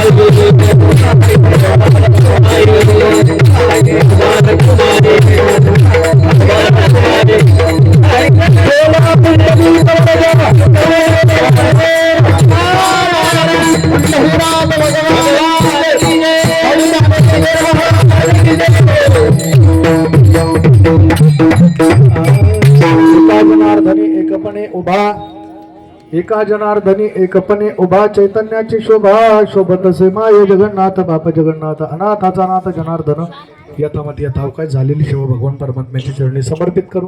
एकाच चरणाचा अर्थ तो बोलता बोलता तुम्हाला सांगतो म्हणजे तो पूर्ण तुमचा अभंग होऊन जातो. इकडे लक्षात घ्या. महाराजांना विचारलं म्हणजे महाराज ज्या देवाच्या चरणी तुम्ही चित्त ठेवलं, ज्या देवाच्या चरणी तुम्ही चित्त ठेवलं, ज्या देवाच्या चरणी तुम्ही चित्त ठेवलं तो तुमचा देव नेमका कसा आहे. मला वाटतं एवढा अर्थ सांगितला की सगळा अख्खा अभंग तुमच्या लक्षात येईल. लक्षात घ्या बघा. एकनाथ महाराजांना विचारलं महाराज ज्या देवाच्या चरणी तुम्ही चित्त ठेवलं, ज्या देवाला तुम्ही मायबाप म्हणता तो तुमचा देव कसा आहे असा शेवटचा प्रश्न राहिला. बरं आता ज्याच्या चरणावर चित्त ठेवलं बसा का, ज्याच्या चरणावर चित्त ठेवलं तो देव ऐका, ज्याच्या चरणावर चित्त ठेवलं त्याच्याशी तुमचा संबंध काय. पाहिजे ज्याच्या चरणावर चित्त ठेवलं त्याचा तुमचा संबंध काय, तर तो बाप आमचा आणि माई सुद्धा आहे. बरं हे बघा. मातृदेवो भव त्वमेव माताच पिता त्वमेव बंधूच सखा त्वमेव विद्या द्रविणम त्वमेव सर्व मम देव देव. हे सगळंच जर तुमचा तो आहे मग तो देव नेमका कसा आहे हा प्रश्न पडेल का नाही. तो देव नेमका कसा आहे तर तिसऱ्या चरणात सांगितलं तो देव असा आहे. कसा. एका जनार्दनी एकपणे उभा. तो एकच आहे, तो एकच आहे पण चैतन्याची शोभा शोभतच आहे. तो एकच आहे, तो विटेवर उभा आहे बर का. पण तोच देव तिरुपतीला गेला आणि बालाजी झाला. तोच आमचा पांडुरंग परमात्मा जगन्नाथपुरीला गेला, जगन्नाथ झाला. तोच आमचा पांडुरंग परमात्मा तिकडं उत्तराखंडामध्ये बद्रीनाथ झाला. खाली नेपाळला गेला पशुपती झाला. इकडं कोल्हापूरला आला तोच कोल्हापूरची देवी झाला. तुळजापूरला आला आमचाच पांडुरंग तुळजापूरची तुळजाई झाला. तोच आमचा पांडुरंग सप्तशृंगी माता इथं सप्तशृंगी रूपाना देव देवी एक पाय. देव नटला नाना पोरी बरोणी उरला चराचरी देव नटला नाना पोरी. म्हणजे आता सगळ्याच प्रश्नाचे उत्तर तुमचे मिटले बरं का. देव नटला नाना परी भरोनी उरला तो एकच आहे. चैतन्याची शोभा ही शोभा आहे बरं का. सगळी ही चैतन्याची शोभा आहे. चैतन्य रूपाना तुमच्यात पण आहे, चैतन्यानं माझ्यात पण आहे, चैतन्यानं यायच्यात पण आहे. चैतन्य म्हणजे आत्मा तो तुमच्यात आहे माझ्यात आहे. सांगणारे ते ऐकणारे ते पण मूळ विटेवर उभा आहे. कुठे मूळ विटेवर उभा आहे आणि देवदेवी एक पाय. सगळीकडे तोच आहे. नसन कळत एका सेकंदात उदाहरण सांगतो. कीर्तन संपलं चौकात असं म्हातारा बसलो. पलीकडून त्यांचा भाषा आला, पलीकडून त्यांचा भाषा आला. तो भाषा काय म्हणेन म्हाताऱ्याला बोला ना मामा. इकडच्या साईडनं पुतण्या आला समोरून काय म्हणेन म्हाताऱ्याला. म्हातारा तेच म्हातारा तेच. पलीकडून आला भाषा म्हाताऱ्याला काय म्हणेन मामा. समोरून आला पुतण्या म्हाताऱ्याला काय म्हणेन. इकून आला गावचा पोलीस पाटील ओय तिरमख्या. म्हातारा तेच. देव नटला त्याला अनेक प्रकारचे जसे नाते लावताना तसं नातं आहे महाराज. सोनं एकच आहे ना, सोनं एकच आहे. मूळ धातू सोनं एकच आहे पण जसं त्याला बनवाल ना तसं त्याचं नाव पडतं. पवार महाराज इथं घालायचं दागिना केला महिलांनी काय त्याचं नाव इथं इथं खाली. तुम्ही केला का नाही. ते एक ताळ दोन ताळ तीन ताळ ते किती ताळ आपल्याला त्याच्याशी काही नाही पण त्याचं नाव काय झुंबर. इथं इथं घालायचं दागिना झुंबर. थोडासा पुढं घातला वरती अजून असा थोडा वरती काय त्याचं नाव किडूक आतमध्ये ना इकडं. ते कानाला कोर नाही का तो कानाला कोर त्याला कुडूक. तुम्हाला नाही माहिती महाराज अजून तुम्ही फक्त पोथीच बोलता. अलीकडच्या अलंकाराचं माहिती तुम्हाला. खालचा दागिना केला त्याचं नाव झुंबर बरोबर. वरचा दागिना केला थोडस त्याचं नाव शिंदे साहेब हुजूर म्हणतात पा हुजूर. असा असा कोणात असा इथं तो तुम्ही बोलले तो अलीकडे घातला त्याचं नाव काय कुडूक. त्याला गेटअप यावं म्हणून वरून साखळी चढवली. गेटअप यावं म्हणून वरून काय चढवली साखळी. बरोबर की नाही. त्याला नाव काय पडलं हाय काय ते झुंबर. जरी त्याला झुंबर म्हणतात पण सोनं बरोबर आहे. झुंबर म्हणतात पण सोनं, कुडूक म्हणतात पण सोनं, हुजूर म्हणतात पण सोनं, वेल म्हणतात पण सोनं. मग ते सगळं सोनं मोडलं आणि एकत्र केलं. आता काय अगोदर सोनंच होतं, अलंकार केले तरी सोनं आहे आणि मोडलं तरी देव नटला नाना परी. एका जनार्दनी एकपणे उभा चैतन्याची शोभा शोभत माय जगन्नाथ बाप जगन्नाथ अनाथाचा नाथ जनार्दन इतिमध्ये अवकाश झालेली सेवा भगवान परमात्म्याची चरणी समर्पित करू. या सप्ताहाच्या सगळं महिला मंडळ अगदी आता सगळ्यांचे नाव काही मला पाठ नाही आणि मला सांगितलंच असं की नाव कुणाचे घेऊ नका, पण मग आता ते काय आता आपण आपल्या परिसराचे जे आणि काही वेगळं असं त्याला काही वाटत नाही म्हणून या ठिकाणी मोठे मावशी, आदरणीय पाटील अक्का, आदरणीय थोरात अक्का, पलीकडं आज कीर्तनकार आलेले आहेत आमच्या काळेताई, इथलच्या बाकीच्या सगळ्या महिला मंडळ, मुक्ताई महिला भजनी मंडळ, अगदी महिला भजन मंडळातल्या सगळ्याच माऊल्या बरं का. भगवंतांनी तुम्हाला उदंड आयुष्य देऊ, माऊलींच्या चरणी प्रार्थना. सगळ्यांनी मनापासून साथ केली. आदरणीय माझे गुरुवर्य सद्गुरू गुरुवर्य माधव बाबा या ठिकाणी आहेत आणि तुमच्या सगळ्यांच्या चरणारविंदे या ठिकाणी सेवा समर्पित करतो. आदरणीय आमचे या ठिकाणी शिंदे साहेब आहेत, मुट्टे साहेब आहेत. मला तारीख घेताना सांगितलं म्हणले महाराज आपल्या परिसरातला सप्ताह आहे आणि एक कार्यक्रम घ्यावा लागतो. माझ्या जीवनातला आजपर्यंतचा अनुभव आहे वागचौरे महाराज, डायरीत जर तारीख रिकामी असली तर मी आजपर्यंत कधी नाही म्हटलो नाही. आणि वस्तुस्थिती सांगतो, गादीवरची 20-20 हजाराचे पण कीर्तन केले, पण एखाद्यानं सांगितलं महाराज श्रीफळाचं कीर्तन आहे आणि तुमचं डिझेल टाकून या, आजपर्यंत कधी नाही म्हटलो. सेवा आहे महाराज, बरोबर आहे की नाही? पैसा तर रोजच आहे.